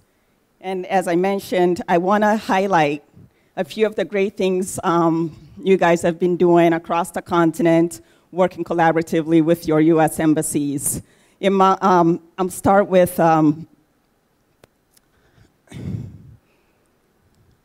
Benin, where alumni did a road show where they went to 6 regions of Benin and trained through workshops 600 young people in civic engagement, elections monitoring, and civic journalism. And we have wonderful testimonies of people who participated and said, well, before I came to this training, I used to take money from candidates for voting, but now that I have more knowledge and awareness, they said, I'm no longer going to do that.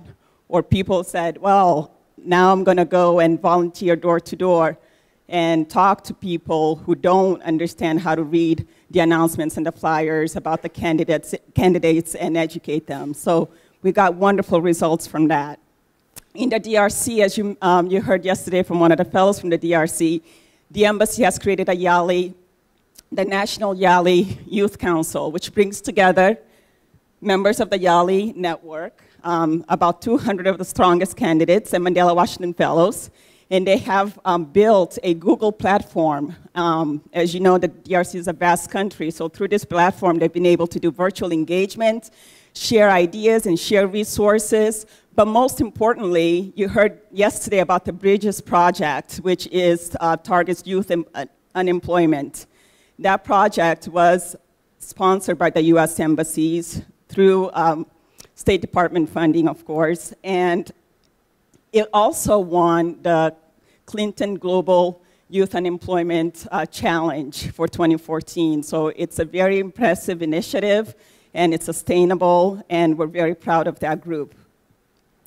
Another example of the variety of kinds of projects alumni are putting together is from Botswana, where alumni have partnered with the Ministry of Education to provide training and mentoring to teachers in low-performance schools in the rural areas of the country. So they're targeting 3 schools, and they're working with the ministries to look at their past performance, provide the training, and then be able to recommend, assess and recommend new programs and training, and just see how they could continue to improve the programs in the schools. Angola's project's a little bit different. Alumni over there have launched an NGO called the Angola Leadership Institute, and this is a collaborative project with other USG alumni of the Fulbright program, for example, and past YALI participants from the 2010 and 2012 programs. And the president is actually a 2010 alumnus.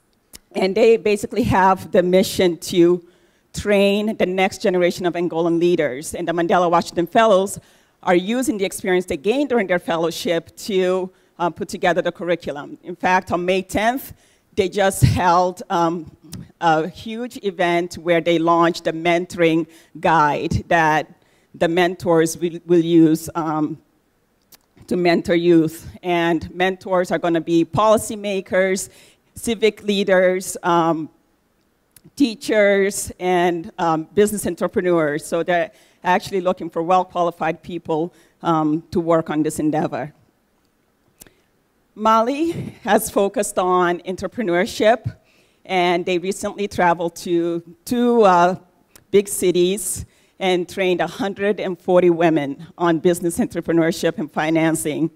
And they partnered with an NGO focused on women's issues, and the NGO is actually run by a Mandela Washington Fellow. And then part of the training also included partnership with an American NGO based in Mali, and they did grants writing training. And at the end of the training, some of the women received seed funding for their entrepreneurship projects. Finally, in Niger, alumni have teamed up and launched the Yali Caravan, and they're going to use this method to travel throughout the country to talk about Yali recruitment, as well as provide mentoring workshops and community service all in one package. So that's another innovative way that Mandela Washington Fellows are working together to expand the Yali brand. We've also been working to provide new and innovative ways to engage the alumni through technology.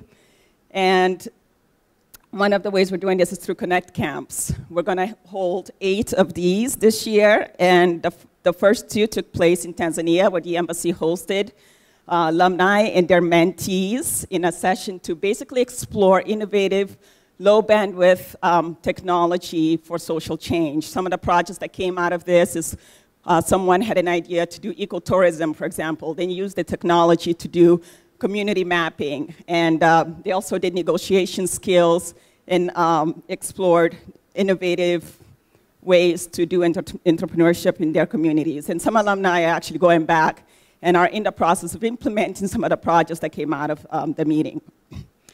And I'll tell you more about the Connect Camps during our expo if you stop at my booth. In Kenya, the alumni are leading or co-facilitating a open learning educational program where they are providing educational resources using low bandwidth technology in Maasai communities.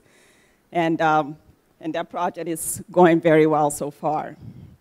So yesterday I actually heard someone say, well, it looks like this may be it. We may not see each other again, but there are many ways that we are going to continue to make sure that you continue to work together and partner on projects. So this is definitely not the end. Many of you are familiar with the Alumni Engagement Innovation Fund. Any of you, raise of hands, who people submitted projects this year? Great. This is one of the great opportunities that come out of our office. And the Alumni Engagement Fund basically encourages alumni to partner together in teams of at least 6 to pitch projects for funding of up to $25,000 for their projects. And the projects are great. There are social entrepreneurship projects, access to education, climate change, various categories, and caliber of initiatives. And this year we got 44, I believe 44, made it to the final and were selected. And about 8 of them are projects submitted by alumni from Africa. Finally, you're all familiar with the International Exchange Alumni website. We've had, all of you have registered, and this is where we hope that you will continue to also, a platform created to help you to engage with alumni globally and also with your fellow Mandela Washington Fellows. The site, there's a public site, and this is a picture of the area designated just for YALI, where you can go and find events, funding opportunities, professional development resources, and I highly encourage you to use this platform to share your ideas. There's a projects page where people from around the world post their projects. The Alumni Engagement Fund, for example, your partners do not have to be in Africa. We have teams with members from different continents and different countries. So it's one way that you can basically find partners and even people look at your projects and give you new ideas. Many of you have created alumni associations. We encourage you to also go on the site and register your alumni association. We have about 300 alumni associations worldwide. Not all of them are registered, but we do encourage people to go and register their associations. You also have MOOCs that you can take advantage of, and a grants database that you can use to look for funding. It's a big database. It has over $33 billion in grants, and there's a lot of resources in it. If you need money tomorrow to do your project, you probably don't want to go there. But if you have an idea and you want to see who has money to fund your idea and you have some time, go ahead, use this grants database to seek funding. And the funding is not just for projects, but it's also for education and scholarships and such. Lastly, we've been asking you to share your story. Share your story with us through this website. There's a way that you can easily send us updates, not just because we want to see what your impact is, because you've already had a lot of impact. We've seen yesterday and today that there's no doubt that you can make a difference in your communities. And you got into this program because of what you've done. But we want to be able to celebrate your accomplishments. So please keep us posted using the website, but most importantly, keep us posted through your embassies. Don't stop the engagement with your embassies, because that's how you are going to be able to find resources and tools, for your own initiatives. And also that's how you are going to be able to stay connected with one another. Finally, I encourage you to use to visit our Facebook and Twitter and Tumblr pages. And I'm going to leave you with that. Thank you so much for your attention. And it's this is one of the most wonderful opportunities I've had, just to be able to work with wonderful people like you. So thank you so much. All right, thank you very much, Amelia. We'll have Linda speak a little bit more about mentoring and coaching opportunities. But please take note, I see some people out here tweeting. Make sure you're using the hashtag MWFCon15. And you saw that the Exchange alumni will be at Exchange Alumni. There's also at Yali Network. So please be sure to use those in addition to the at Mandela Washington Fellowship handles. Thank you. Okay. Good afternoon, everyone. Wow, what an honor to be in a room with such brilliant young minds. I must say, I feel inspired.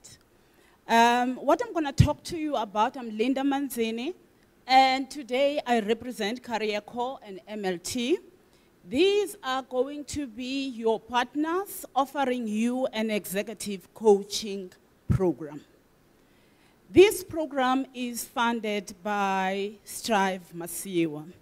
You've seen him on the video talking about how we can actually pull together ensuring that the African continent succeeds. This is one of the initiatives that he is making available to you so that you can be coached, so that you can actually get some degree of support when you go on with your businesses, when you go on with your professional careers, as well as your chosen journeys. I just want to talk about coaching and mentoring. Sometimes there is so much confusion about coaching and mentoring to an extent that people, when they are being mentored, they think that they are being coached. When they are being coached, they think that they are being mentored. So I think it is quite important for us to actually just differentiate between the two. Mentoring is about being given support. We call this the Godfather in your business journey, in your career journey, in your professional journey. This is someone who actually offers you individual support, emotional support. It is your teacher, it is your guide, it is your advisor. On the other hand, coaching is about having a thinking partner. What do I mean by that? It is about someone offering an opportunity to you to actually explore options, especially if you are hitting challenges. Let us face it, professional journeys, career journeys, business journeys can be very lonely. Sometimes you hit curves, sometimes you hit challenges. So a coach is there for you to say, how best can we unpack a particular challenge that you are facing? It is goal-orientated. It is about you unlocking that piece that will ensure that you gain traction in your career, you gain traction in your business, you gain traction as an entrepreneur. How many of you have coaches, by the way? Show of hands. You see, there is an opportunity here for us to work together. And how many of you have mentors? Well, there we go. That is good. But you've got to understand, a coach and a mentor, they all have a common goal, which is to support you, to enable you to be a successful entrepreneur, to be a successful professional. Okay, I would like to tell you more about these two companies. These are your coaching partners, Career Corps and MLT. They have extensive experience when it comes to early and mid-year professionals. And they have developed playbooks as well as personalized coaching, assisting professionals to maximize their community impact. MLT, if I can talk more about MLT, they have a 2030 vision where it is about creating 1,000 senior leaders, creating a ripple effect in the network, building a network of leaders, revolutionizing how an individual works towards reaching their potential, yet at the same time transforming talent pipelines. MLT has worked with a number of companies across the globe, as well as MBA programs, as shown on the slide in front of you. The key is there are core ingredients when it is about advancing an individual in their career journeys. It is the playbook as well as the coaching book. And if we were to look at the playbook, it is about writing your own script in terms of personal clarity, what you are passionate about. How do you actually bring that passion into action? How do you actually ensure that you use your strengths as well as long-term goals leading to successful career paths? It is about you knowing and understanding the high performance bar and how to reach that bar. It is also about you setting up a roadmap, ensuring that you plan and work towards that roadmap. On the other side, there is coaching, where you have one-on-one support with your thinking coach, with someone where you can sort of explore, be it challenges that you face or quite honestly, sometimes to literally just explore options, ensuring that you unlock some of the key critical traction areas in your journey. As well as creating, coaching also allows you to create a lot of support in terms of network. Career Core has developed a world-class scalable personal coaching program. It is remote. It is distant. All you use is the Skype, it's the network, it's the internet, which means that it will actually be something that is useful to each and every one of you in the room. Each participant will receive a personalized curriculum through the Career Core platform, meaning that this curriculum is tailor-made towards what you will require in terms of your business, in terms of your career lives. And each participant will then be matched with a coach. I'm one of the coaches. These coaches are quite experienced. I've been an investment banker for 18 years. And these coaches also have exceptional academic performance as well as achievement. They have related professional experience in the areas where they coach, and they have coaching and talent development experience. And most of these coaches are from Africa. Okay? They will provide you with personalized feedback through an expert prep platform and via phone, via Skype calls, and via the emails and internet. And if we were to review how Career Core has sort of been reviewed through the experience, we can see that mostly people are actually quite satisfied with their coaching program, and they have received raving reviews where the coaching platform as well as the coaching services have been rated as extremely helpful and actionable. So, if you want support with regards to your professional journey, with regards to just that next step in your career, you've got to be coached. Talk to us about coaching, sign up for coaching, and you can also see the link which will be posted on the Facebook, and you can also email your request to Andrea at Career Core. I will be at the expo tables this afternoon. Come talk to me about coaching so that we can explore and see how best you can be helped. Thank you very much.